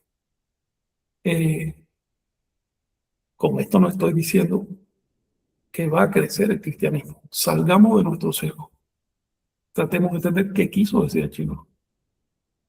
Dice, por entonces empezarán a salir los hombres, la humanidad de 2 días. Por causa de la locura, los pequeños serán exterminados. Nuestros hijos se perderán el juicio por la flor. Flor quiere decir sexualidad, ¿okay? Pero no sexualidad positiva, legal, sino sexualidad desordenada, la que destruye los matrimonios y deja perdidos a los niños. A eso se refiere. Dice que no será un día bueno para nosotros. Cuando salga la luna comenzarán a morir por mala sangre. Mala sangre es el concepto de aquella época para hablar de epidemia. Sangre mala. Cuando crezca la luna y se vea toda la luna, habrá mucha sangre por todos lados. Entiendo yo que se refiere a epidemia, pero también puede estar hablando de guerra. Pero los pueblos de los extranjeros se verán bien. Está refiriéndose a lo siguiente. Cuando llegaron los españoles, ya eran españoles, y se asentaron en la península de Yucatán, hicieron pequeños pueblos. No se mezclaron, no entraron a la aldea de los nativos. Y trajeron consigo epidemias. Las epidemias obviamente solo afectaron a los pueblos de los nativos. Los españoles estaban inmunizados desde hacía generaciones. Y no hubo mortandad. Eso impresionó mucho a los mayas, porque si no conoces de microbios ni nada y está pasando que tu pueblo todo el mundo está muriendo y el invasor no muere, pues pensaron en todo tipo de cuestiones mágicas o de castigos o algo así. Eso hay que tenerlo en cuenta. Es una referencia histórica, entonces lo que dice. Y dice que en ese momento caerá sobre los pobladores el agua del renacimiento por el Espíritu Divino y recibirán la verdadera y santa fe sin que haya que golpear sus espaldas. Aquí el Chilán hace un contraste entre la falsa fe, la que ellos estaban recibiendo a base de latigazos, porque los curas efectivamente se dedicaban a darle latigazos a la gente para que aprendieran, para que aceptaran, para que creyeran, contra la verdadera fe, que es la que tú aceptas de manera gozosa y que nadie tiene que imponértela, ¿no? Que nace de dentro. En fin, es lo que les quería comentar. Ya no quiero seguir leyendo esto porque es largo, pero les he mostrado 3 catunes en secuencia. Uno que acaba de terminar, asociado a el retorno de Cucúcaro. Otro en que estamos viviendo, asociado al regreso de los mayas a Cuzamil. Y otro que es el que viene, que es de una convulsión. Yo creo que vale la pena reflexionar qué quisieron decir los chilames con todo esto. En mi opinión, una interpretación rápida. El retorno de Cuculcán es el retorno de las escrituras mayas. Eso es un parteaguas. Que ocurrió justamente en Catún Cuadrado. No fue por casualidad. ¿Ok? No fue casual. Fue algo deliberado. Es decir, a ver qué dice este Catún. Vamos a verlo. Así como se cumplen las profecías. En el siguiente Catún en el que estamos viviendo, que es que los mayas regresarán a Cuzamil, bueno, no va a ocurrir por casualidad ni va a ocurrir solo. Hay que provocarlo. y el siguiente van a ser calamidades. Ya eso es una cosa que más bien hay que evitarlas o canalizar toda esa energía, ¿no? En el buen sentido. Es lo que les quería decir sobre los ciclos. ¿Qué está mostrando acá? No distingo. Es el El facsímil facsímil de Chumayel, de ¿no? Chumayel. Sí, Chumayel. esto es en la línea de que no se vaya a creer que esto es un invento, Ah, no. ni Órale, qué que prudente. ni que uno está sacando las cosas nada más así porque sí, sino que conlleva un esfuerzo, eh, Sí, claro. un linaje de esfuerzos ininterrumpido, el cual pues ha llegado a esta paleografía que tú has hecho, la traducción y pues agradecerte Bueno, quiero decirle y que invitar a la varios corroboración. investigadores desde hace, Miguel, desde hace un siglo, los investigadores están tratando de traducir los papeles mayas y demás. ¿Ok? Lo que ha pasado ahora es su traducción con tecnología antropológica actual, que cambia mucho las cosas, y el hecho de que han aparecido muchas cosas nuevas que no se conocían. Y además, el, el enfoque que yo le estoy dando a esto no es un enfoque académico, es un enfoque de alguien que milita en esta fe. Y eso Sí, también cambia mucho las cosas. es decir, lo entiendo como que no es un enfoque aislado, ¿no? Sino que es un enfoque en coherencia con un sistema completivo de información que Combina. administraba Sí, eh, todo el ejercicio de todas las energías posibles, la personal, la energía histórica, la energía de la tierra, este hermoso eslabón de energías del que somos parte, linaje, la cuerda del linaje, como lo nombran en los textos. sí, la cuerda de la sangre o del linaje. Sí, que es el nombre, por cierto, que le dan los chilames a la cuenta larga. Le llamaban así, atención a los estudiantes. Cuenta larga, una expresión moderna. Antes le llamaban la cuerda del linaje o la continuidad. Cuerda es la continuidad del linaje. Sí, adelante, si alguien está hablando, yo no. Pues la investigación crítica de Anáhuac está abierta a los investigadores. Vamos a tratar de avanzar paso a paso, Claro. entendiendo parte por parte que cada una de las ciencias toltecas suma un engrane, un pequeño engrane, Ujú. que cuando los comienzas a juntar, alcanzas a vislumbrar un mecanismo, ¿no? De Sí, compulsión social. como tú dices, para que llegue a buen puerto, eso tiene que ser un esfuerzo completivo. Si lo fragmentas, si lo ves por pedacitos, tal como le gusta hacer a la academia, no va a llegar a nada.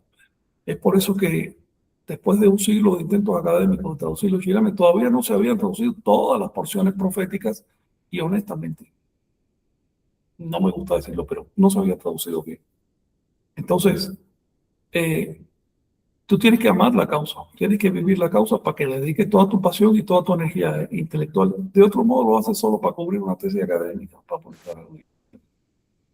O termina siendo como souvenirs o como medallitas. Claro, Ah, claro. De hecho, en este momento, la comunidad maya, estamos hablando de los mayas porque es la comunidad más organizada de América, una de las más grandes, y es como el modelo, ¿no? Que deben seguir las demás. Pero en este momento la comunidad maya se enfrenta a la banalización y capitalización mercantil, ¿no? De su reserva cultural. En este momento ya con la ley de apropiación, la cultura se ha convertido simplemente en cuestión de que la registres en la SOGEN y ya es tuya. Y entonces puedes comerciar con eso. A ese grado ha llegado. Y ahora con las leyes de derecho de las comunidades nativas, bueno, yo estoy creo que salir de ahí. pero, Y sí, ajá, y no solo, yo no me refería solo a la zona maya, sino en términos de las raíces, ¿no? Hay quien dirá, sí, sí, pues ya claro. tengo la medallita de Kinam, ahora Sí. ya tengo la medallita de las comunidades mayas, pues ahora vamos por no sé, los textos sagrados nahuas, ¿no? Y así, o A sea, ver, mira, si quieres hacer algo serio aquí, no es medallita, es dedicarle la vida. La vida. Si alguien quiere entender de qué estoy hablando, bueno, que estudie maya antiguo para que vea cuántos años hay que dedicarle a eso, sin recibir un peso a cambio, porque ese tipo de estudio a nadie le interesa. Entonces la sociedad no lo sostiene, ni mucho menos. Te van a dar premios hacer cosas que estén de moda. Pero no por estudiar una lengua antigua, un pueblo indígena. ¿A quién le importa eso? Estas cosas se hacen por amor.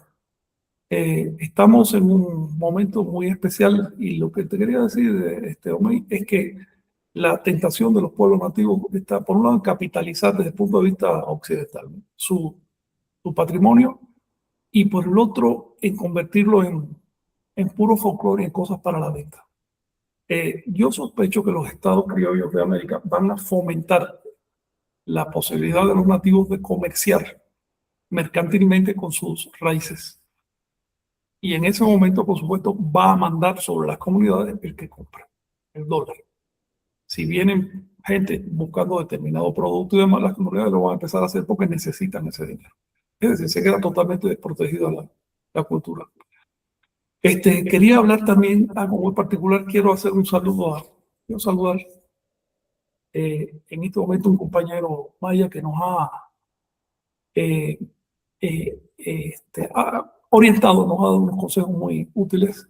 Se llama Saulo Chan y nos estuvo platicando el otro día sobre cosas ya, digamos, internas, ¿no? Pero que necesitamos conocer para poder actuar con prudencia en la zona maya. Quería también particularmente platicar con todas las personas de la comunidad maya que se interesen por sus raíces sobre la necesidad de aprender calendario.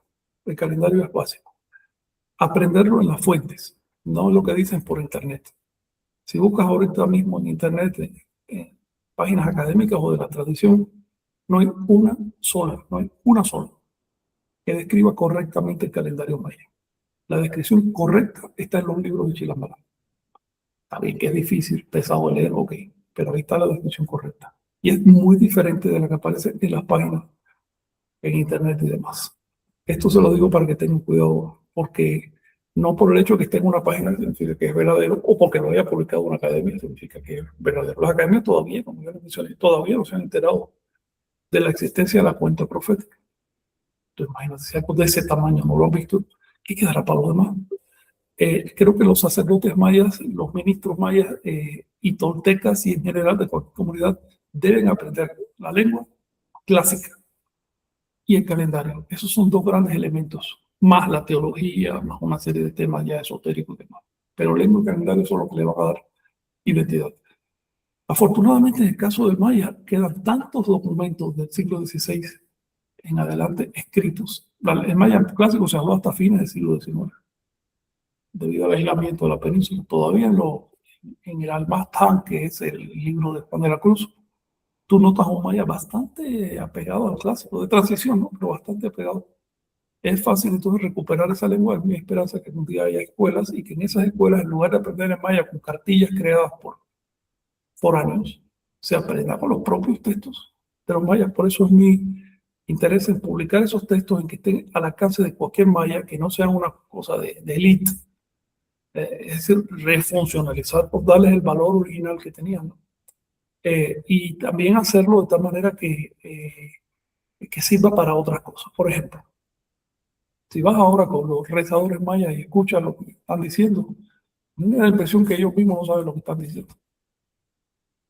Están mezclando oraciones católicas de hace siglos con que cada vez van perdiendo más sonido y más significado, terminan siendo un balbuceo de cosas, con una entonación de todo. Eso cumple su efecto, la gente se sugestiona, pero se pierde la capacidad de comunicar. El resultado es que se está desperdiciando una cantidad de oraciones y fórmulas y rezos originales que aparecen en los libros de Chilambalam por mantener una tradición que primero está muy contaminada con las ideas de los conquistadores y segundo, para colmo, ha perdido esas ideas. Es necesario entonces aprovechar estos últimos tiempos del presente atado y todo el atado siguiente para renovar la tradición. La tradición la hacen los seres humanos, no baja del cielo. Los seres humanos tienen derecho a renovarla si es necesario, pero hay que renovarla con mucho cuidado, a partir del conocimiento, no a partir de impulsos emocionales o del ego, de ganas de mandar o de hacer un dinero, sino a partir del conocimiento, es decir, del sacrificio, de la entrega. Eso les quería decir. Disculpen el tono de sermón, ¿no? pero estar metido en medio de estas traducciones y demás me permite ver algunos detalles. Miguel, sí, levantaste la mano. Sí, bueno, yo quiero señalar que la información se guarda eh, de manera escrita y de manera oral. Sin embargo, dejar caer todo lo escrito por lo oral sería una locura. Es una unión. Voy a recurrir a las palabras del Coloquio de los 12 para entender la importancia de las fuentes escritas. Dice, y no nos parece cosa justa que las costumbres y ritos que nuestros antepasados nos dejaron, tuvieron por buenas y guardaron, nosotros con liviandad las desamparemos y destruyamos. Además de estos señores nuestros, sepan que tenemos sacerdotes que nos rigen y adiestran en la cultura y servicio de nuestros dioses. Hay también otros muchos que tienen diversos nombres, que entienden en el servicio de los templos de noche y de día. Continúa diciendo que son sabios y hábiles, así acerca de la revolución y curso de los cielos como acerca de nuestras costumbres antiguas. Tienen los libros de nuestras antigüedades, en que estudian y hojean de noche y de día. Estos nos guían y adiestran en la cuenta de los años, días y meses, y fiestas de nuestros dioses, que de 20 en 20 días festejamos. Es decir, soltar lo escrito sería una pérdida de la cual no se podría levantar la toltequidad. Lo escrito es fundamental. Es Miguel, lo que hay que quería, distinguir, dime. es lo que quería añadir. Sobre esta última observación tuya hay que distinguir una cosa. Una cosa es la cultura y otra la civilización. Cuando se cae la civilización, bueno, todavía queda la cultura, pero es preferible que quede la civilización. La civilización de Anáhuac se hizo sobre libros. La tradición oral no construye civilizaciones. Civilizaciones requieren documentos escritos, cuentas, investigación, montón de cosas que en la cultura tradicional oral no están presentes. Entonces, lo que estamos luchando aquí es por la reconstrucción de la civilización anahuaca. La cultura todavía está, tratemos de sostenerla, pero la civilización se destruyó hace rato. Estamos luchando por esa reconstrucción. Por eso es nuestro interés en los libros.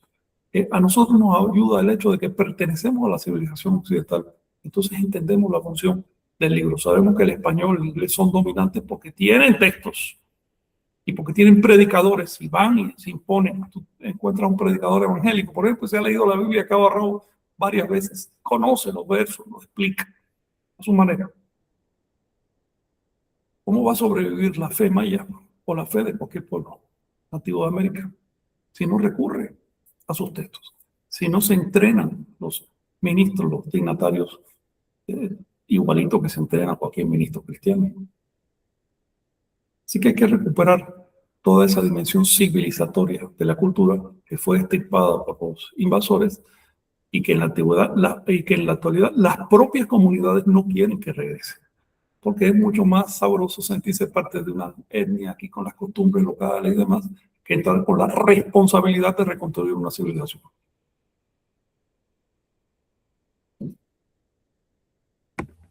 Así es.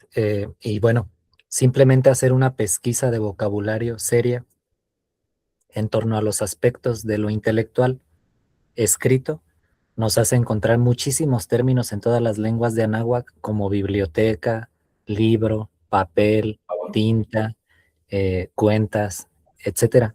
Es decir, hay una complejidad y una abundancia muy rica todavía como testimonio de esa grandeza escrita que dio nacimiento a varios procesos de renovación civilizatorio aquí en Anáhuac y el Tahuantinsuyo. Te voy a contar una anécdota breve. Gracias. En el libro de Ritual de los Bacá, el Ritual de los Bacá le dedica como 4 o 5 capítulos largos al códice, a la importancia del códice y la función de la escritura en el códice, las cuentas escritas en el códice y demás. En la academia, esa palabra, la palabra que usan los rituales de los Bacá para referirse al códice, lo traducen como gusana. Entonces ahí tenemos 4 o 5 capítulos hablando de gusanos. así como se está tratando la cultura, y por eso hay que hacer un esfuerzo.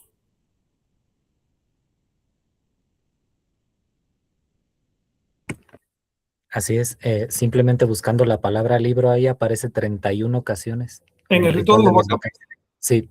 Bueno, pues en la academia, los mayistas, cada una de esas 31 traducen gusano.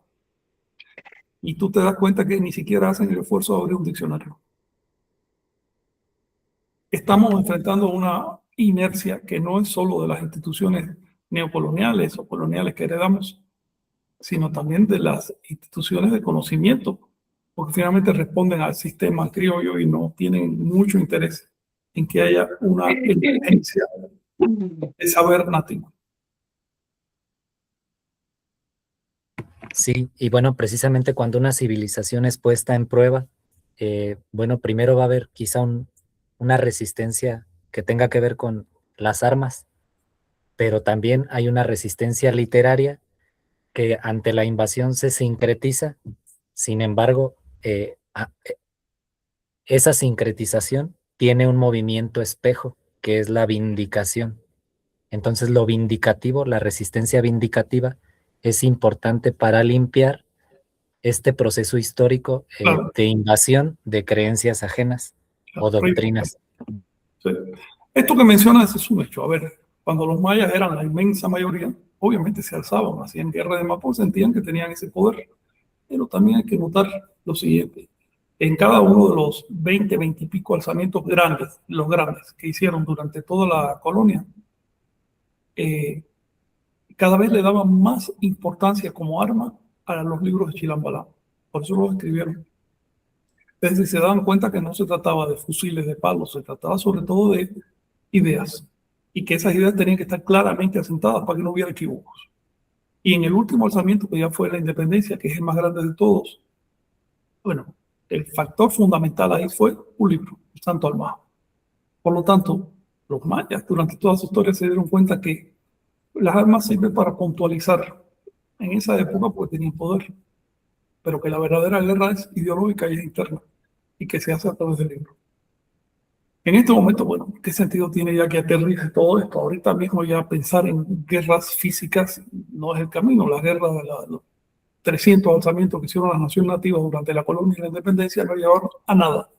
Solo le dieron pretextos a los gobiernos criollos y coloniales para anularlos, para acabarlos. La guerra es ideológica, hay que ir por ahí. Todavía los gobiernos criollos no prohíben leer los libros, practicar la fe, nutrirse espiritualmente. Todavía no lo prohíben, eso hay que aprovecharlo. Así es, sí, y de hecho, si los libros fueran prescindibles, las leyes serían orales. Regresando al punto de inicio de la sesión, el discurso de Justo Sierra se da en 1910, un 22 de septiembre, un tonal 1 movimiento. El 5 de octubre siguiente, Madero promulga la ley de sufragio efectivo no reelección en un tonal 4 caña. Y la Revolución Mexicana detona el 20 de noviembre en un tonal 8 buitre en ese año. Entonces se nota que hay unos eventos que entran en tensión precisamente para desfogar, ¿no?, los cauces de la energía. Sí, yo lo veo como choque, como dos trenes que chocan de frente. Choque de modelos de paradigmas. Primero fue el paradigma Anahuac contra el cristiano. Y ya en tiempos recientes fue el paradigma, bueno, después vino el paradigma colonial contra el criollo, independentista, neocolonial, si lo quieren trabajar en términos de sus efectos, ¿no?, sobre las comunidades. Y ya en el siglo XX, el modelo tradicional de producción y consumo contra el modelo capitalista que se está imponiendo, que ha terminado imponiéndose. ¿Qué viene en el futuro? Bueno, yo espero que haya una emergencia de saber nativo y que eso permita, digamos, pulir problemas que tiene el actual modelo capitalista, empezando por esta idea de que la cultura se puede reducir a un inventario y sujetarla a registro autoral, es nada más profano, y por lo tanto la cultura no es un crecimiento libre, dinámico, permanente, como se había entendido hasta ahora, sino es simplemente lo que entendí arriba. Yo espero que la emergencia del saber nativo permita controlar esas tendencias de los gobiernos criollos de Latinoamérica, que no son más que seguir dictados de la cultura o de la civilización global que nos está dominando hoy, ¿no? Finalmente es una guerra, no contra el capitalismo, porque el capitalismo como herramienta es excelente, sino contra el capitalismo como sistema, como modelo de vida. Porque cuando tú le impones ese modelo a las comunidades nativas, lo destruyes. Así es. Y esta emergencia del saber nativo, lo que nos va a llevar en su estudio es a entender la compulsión de los movimientos sociales, ya que hay símbolos impresionantes como el fuego nuevo que alientan, ¿no? A la historia de Anáhuac pasada y futura a precisamente congregarnos en torno a precisamente la profecía. Así es. Próximos eventos, ya que lo mencionas. 18 de octubre, aniversario de la matanza de Cholula. Tenemos una actividad especial que ya les comentaremos y que es importante para nuestro movimiento. El siguiente evento, 19 de noviembre, Fuego Nuevo, y con eso se sella el atado número 19 de la presente rueda de atados y comienza el último atado del quinto sol. Recuerden que los soles miden 5.200 años, así que si terminas el quinto sol, estás terminando un ciclo de 26.000 años. Es decir, ese ciclo ha durado mucho más de lo que han durado las civilizaciones madres y sus hijas. Luego, no se ha repetido nunca esa conclusión de ciclos en la historia civilizada del ser humano. Eso es lo que viene ahora. Ya después, en febrero del año que viene, del 27, iniciaremos el primer año del último paquete del Sol, que ya no nos corresponde a nosotros. Este último atado corresponde a la siguiente generación. Bueno, los más jóvenes del movimiento serán los que dirijan todo eso. Jonathan, ¿alguna cuestión? Pues sí, vamos a saludar a todos los que han estado acá con nosotros, empezando por, a ver, permíteme, Rosa María Gutiérrez, Showguti, buenos días, un gusto escucharlos, también Jesús Enrique Rosas Villaverde, saludos a nuestros instructores toltecas, Nahui Xolot, maestro de Kinam, saludos desde San Francisco, California, Federico Quintela, desde Montevideo, Uruguay, Reyes Estrada, también un camino en espiral. Comenta agradeciendo infinitamente todo su trabajo, maestro Frank. Compañeros, es tan significativo llegar hasta este presente en una bendición recibir esta lluvia de huesos, Tlazocamati y a todo lo que suma. Órale, qué bien, gracias. También Salvador Mendoza también me manda agradecimientos por el intento de cada uno de ustedes, que hacen posible este punto de encaje. Miguel Cortina, manda saludos desde Progreso, Yucatán, gracias por el tequio. También Jesús Enrique Rosas, el movimiento de Intlato en el norte, que es lo que nos comenta. Movimiento de Intlato, eso va a dar mucho que hablar. Si me permites, John, unas palabritas. De hecho, fue el primer movimiento, que no fue una simple reacción. A ver, fue un movimiento muy meditado, con todo cubierto. Intlato se llamó, que es decir la palabra, y es el nombre que le dieron los rebeldes nahuas, los que se oponían al catolicismo, y tenían muy claro que la cuestión era no contra España, era contra la civilización cristiana.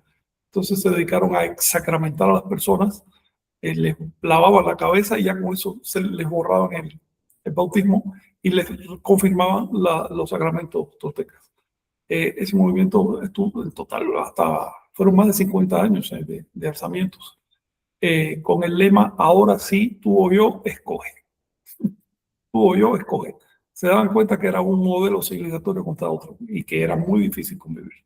Ese movimiento, quién sabe en qué terminó, pero me llama la atención que ellos se llamaban así mismo los más iguales y que, a ver, 7 años después del alzamiento de Intlato, ocurrió el primer alzamiento maya y se empiezan a llamar los más iguales también. Y me pregunto si no había contacto, ¿no?, entre nahuas, mayas y demás pueblos. por acá lo escribió Miguel Ángel Sí, Ashkan Keman, Newat Yewat, sí. escribía, ¿no? Ahora Justo sí, esa. o tú o yo. Mm. Sí, bueno, también valdría la pena recordar en hablar justamente en un programa, ¿no? Justamente de estas revueltas y cómo, bueno, es que es interesante, ¿no? Cómo salían también, por ejemplo, a desbautizarse, ¿no? Y Sí, todo esto. los curas le llamaban los ex-sacramentos, y le tenían un odio a ese movimiento, con razón, ¿no? Le estaban quitando la feligresía. Sí, bueno, vamos a seguir un camino en espiral, gracias a Miguel Ángel Rivas, que cimenta la enseñanza, el tiempo de la profecía, la presencia de unidad, crea la voluntad, eh, Dágora, magnífico esfuerzo de conciencia. Yo pienso que aquí está en los miembros reunidos el regreso de Quetzalcóatl. Sí, Eh, permíteme una observación, yo creo lo mismo, que en realidad el retorno que sacó es el intento de todo lo que se suma en una época dada, la época que coincide con los ciclos, para materializar la continuidad y renovación de la cultura. Creo que eso es el retorno que sacó. Miguel, Gracias. Si me permiten añadir, quiero traer acá al honorable Francisco Tenamastle, que nace en 1505, no sabemos la fecha, pero su tonal sería Omei Cali, 13 casa, como nuestro acá tocayo, Luis. Sí, él fue quien creó ese lema y generó el movimiento Intalato de Namastli. exacto, y aquí también saludos a Mati, allá en Argentina. Hola, Mati. eh, Heriberto Tobar, no se perderá esta guerra porque cuando vengan los nahuales, este país despertará y renacerá. Gracias a todos por el programa. Saludos al profe Miguel. Sí, una cita del Chilambalam, por cierto, del Chilambalam de Shumayel. Qué importante, ¿no? O sea, pensar cómo, digamos, se cuelga esta narrativa, occidental, a decir que los mayas desaparecieron, pero cómo se puede confundir, ¿no? Digamos, eh, nos hacen creer la idea de que se fueron por un portal mágico y que eran extraterrestres y ese tipo de cosas, y a eso le dan cuerda. Pero bueno, en Es un el pensamiento mismo, colonial. exacto. Es decir, la reducción de aquello a cosas extravagantes, pero no Ajá, ver al ser humano, ni su lucha. sí, Porque eso entonces despierta heridas y sentidos de culpa, ¿no? Finalmente, toda la civilización occidental en América y también en Europa está ujú, viviendo a costa de lo que robó en América y a costa del sudor de los africanos. Eso también hay que verlo. Entonces, claro que hay un sentido de culpa ahí detrás en mí. De mi parte, yo solo he encontrado un modo de lavar esa culpa y es devolviendo todo lo que puedo.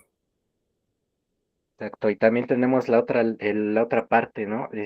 Hay personas que se consideran mayas y están ahí y viven ahí, en esa misma zona, y por el texto que leíamos, ahí está, al principio del programa, pues nos muestran, eh, y hay que pensar por qué nos indican que van a regresar los mayas.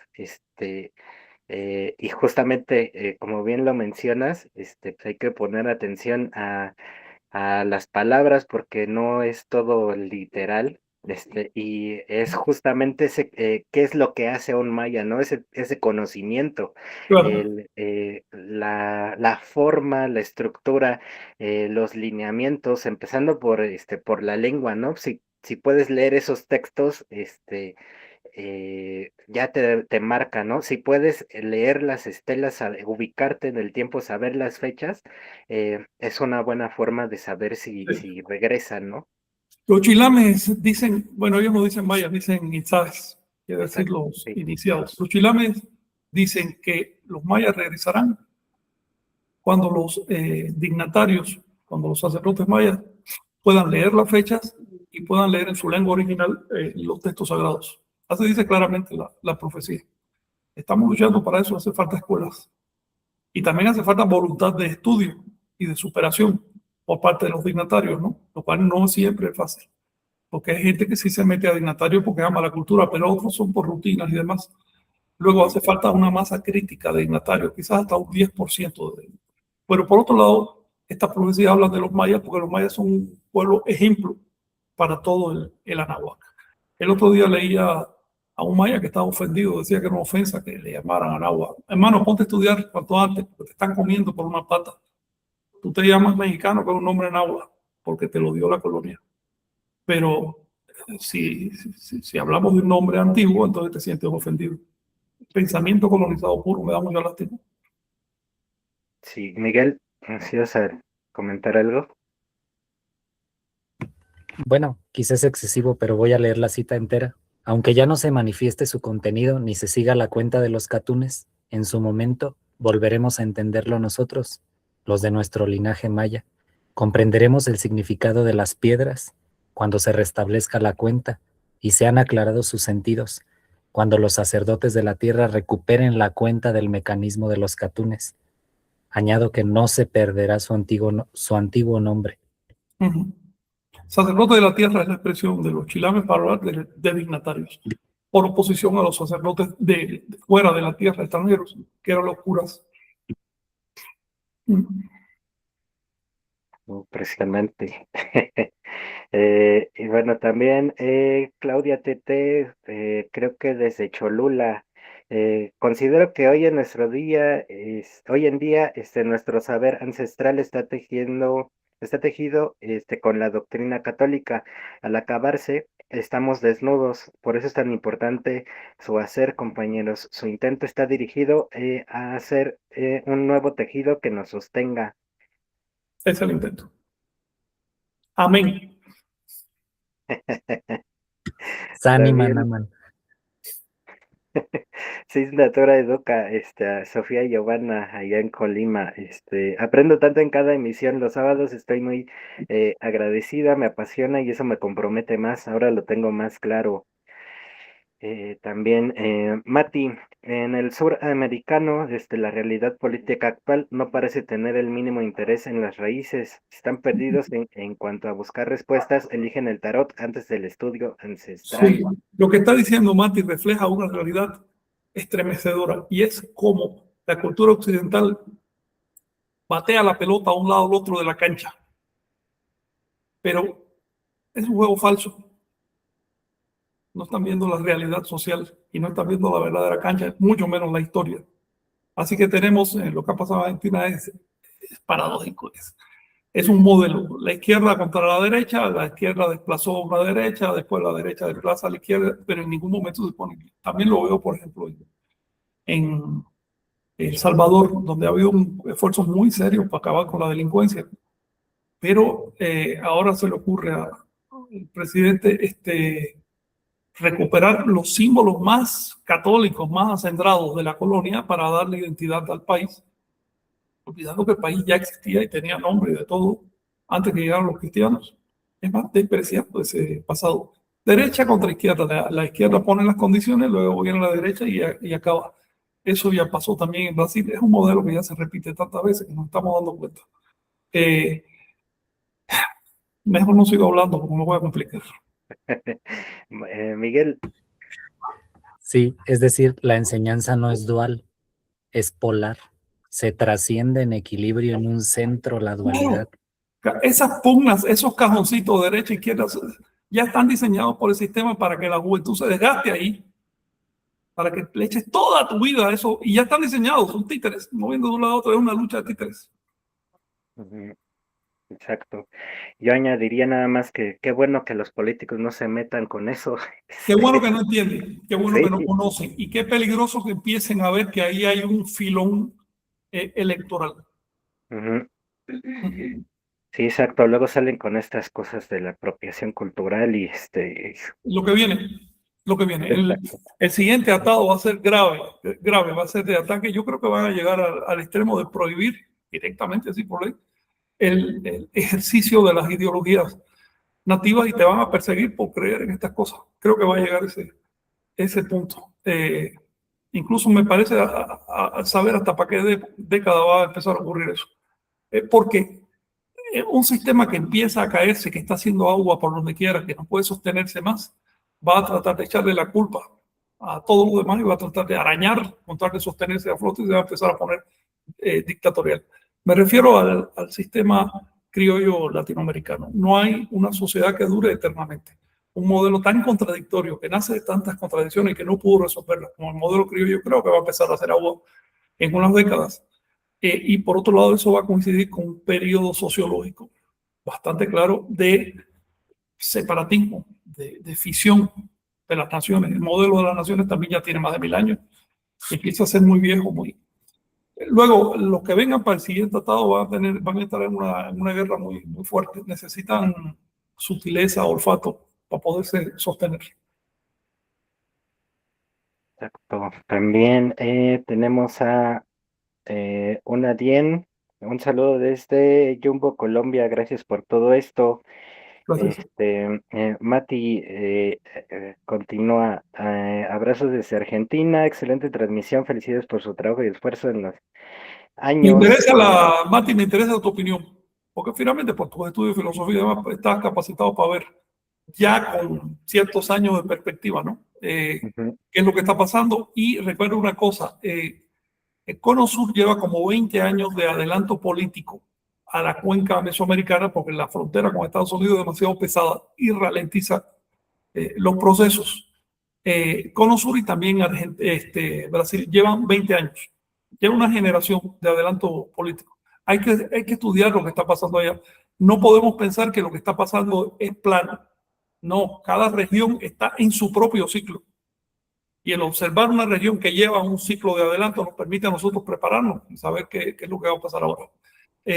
Afortunado y desafortunadamente para la cuenca mesoamericana, la presencia del imperio es demasiado pesada. Y entonces impide grandes problemas y grandes revoluciones y demás, pero al mismo tiempo impide el movimiento de la sociedad. Eso debe tenerlo en cuenta, sobre todo en el futuro. No podemos depender de los movimientos del imperio. Y cuando digo imperio, me refiero a un imperio económico, ideológico, que nos está avasallando. Esa es la realidad. Pero sobre todo, es necesario que los que vienen en el futuro terminen de descartar, de expulsar, de mandar al basurero todas esas rémoras neofeudales que vienen de Europa, que tratan de resolver la sociedad por arte mágica, organizando las cosas aquí en la mesa, y siempre que haya un compañero del partido que mande de arriba. A mí me repugna ver cómo intelectuales de mesa de una universidad de la Ciudad de México de pronto van a un pueblo maya a tratar de arreglar las cosas de los mayas, sin saber maya, sin saber siquiera que existe la literatura maya, sin entender los problemas de ese pueblo, con todo tipo de promesas que no se pueden cumplir y ellos lo sabían, únicamente por ego y por vanagloria. Eso a mí me repugna. No he mencionado nombres, pero son cosas que están ahí a las puertas. Y recuerden, de buenas intenciones está tapizado el camino al infierno. Luego ya salen los abuelitos mayas al mismo estilo que los abuelitos nahuas con la misma cuenta. Pero bueno, también Miguel, ibas a comentarnos. Sí, por eso hay que tener cuidado con ciertas infecciones de doctrinas, por ahí de intelectuales alemanes, que intentan la economía ceñirla a la imposición. Convertir la sociedad en un mercado, básicamente. Es decir, capitalismo 2.0, Sí. pero ahora capitalismo de Estado. Es Sí, decir, mucho cuidado con esa no infección. puedo yo más. Claro. Sí, hay que tener mucho cuidado. Algún día a ver si platicamos, Miguel, de la reacción de Europa desde el siglo XIX al modelo capitalista y el intento de regresar a un feudalismo idealizado, en el cual uno manda y los demás obedecen. El capitalismo ya no tiene función, ahora es producción comunitaria, como le da medio. Con gusto. Y con los valores morales, eso sí, de la Iglesia Católica, porque eso no Sí. lo toques. Y qué irónico, Frank, que esa infección nace con el saqueo de Napoleón a África. Y entonces Francia se convierte en el ejemplo que va a seguir Alemania después, que funde el sistema prusiano, y a partir de ahí se expande esta infección. De hecho, eso nació por el recorte de las remesas que venían de África y de América. No es casual que eso nazca 10 años después de la caída de la colonia americana. Cuando España ya no pudo seguir sacando, Inglaterra ya no tenía de dónde sacar. Y tuvo que reformar el capitalismo, que pasó de ese capitalismo industrial a ese capitalismo financiero. De hecho, estaba en ese trance. Empezó la especulación capitalista ya en serio. El capitalismo ya conscientemente dejó de ser una simple herramienta y se transformó en el modelo y empezó a tirar reyes y todo demás. Eso ya se notó con la Revolución Francesa. Por supuesto que tenía que surgir un modelo que teorice todo eso y con la aspiración romántica de regresar a una época que no había tanta confusión y todo era claro, el Estado manda y los demás obedecen.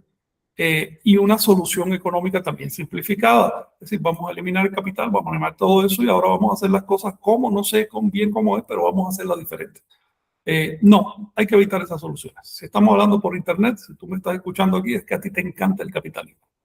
Entonces vamos a ser honestos.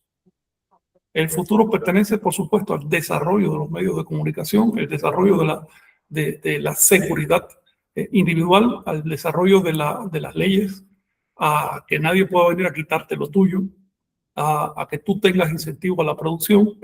A eso pertenece el futuro. Sin eso no habrá futuro, habrá regresión.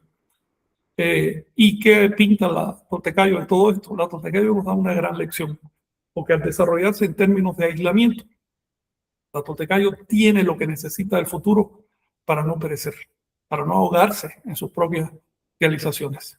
No puede realizar sin depredar. La Toltecayo aprendió a existir con un mínimo de depredación, con depredación racional de la naturaleza y de la sociedad. Y eso lo tenemos que recuperar. Ahora, son varios temas que hay que tratar, pero me gustaría ver contigo, Miguel, específicamente ese tema de cómo reacciones al desarrollo del capitalismo han ido generando pseudo sistemas que finalmente después de un siglo llegan a Latinoamérica porque consumimos todo ya atrasado con soluciones mágicas que están terminando de destruir a las comunidades nativas. También es el contrario, compañeros. Sí, Sí, y sí, sería pernicioso mezclarlo. y pues, bueno, te le adelantaste al comentario de Mati, se nos comenta, a ver cuándo un especial de geopolítica, Frank, Estados Unidos y sus ocultismos, terremotos, Cuba, nueva fase, España viviendo invasiones, cual karma, Argentina, etcétera, etcétera. Yo prefiero llamarle macropolítica, es decir, choque de civilizaciones, choque de modelos, de paradigmas civilizatorios, más allá de las políticas locales y nacionales y de los gobiernos, por supuesto, sino choque de modelos. Finalmente, los gobiernos responden al modelo, que depende de la...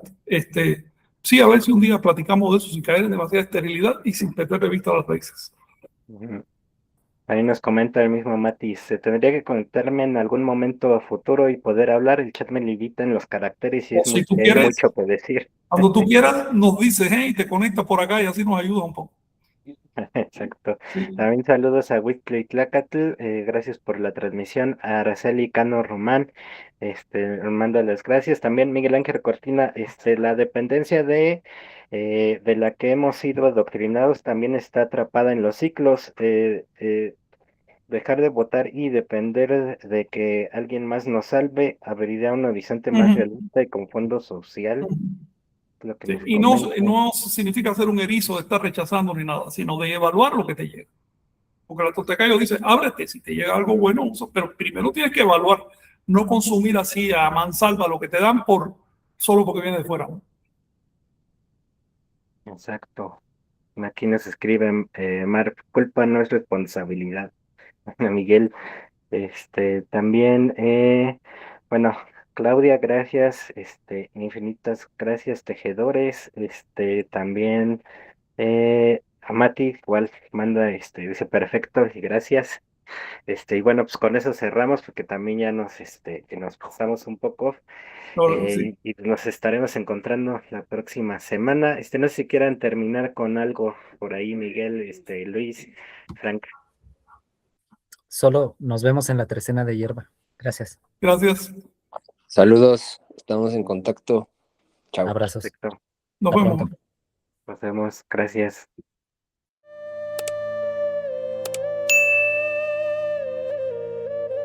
suscríbete y activa la campanita para recibir las notificaciones. Así no te perderás ningún video.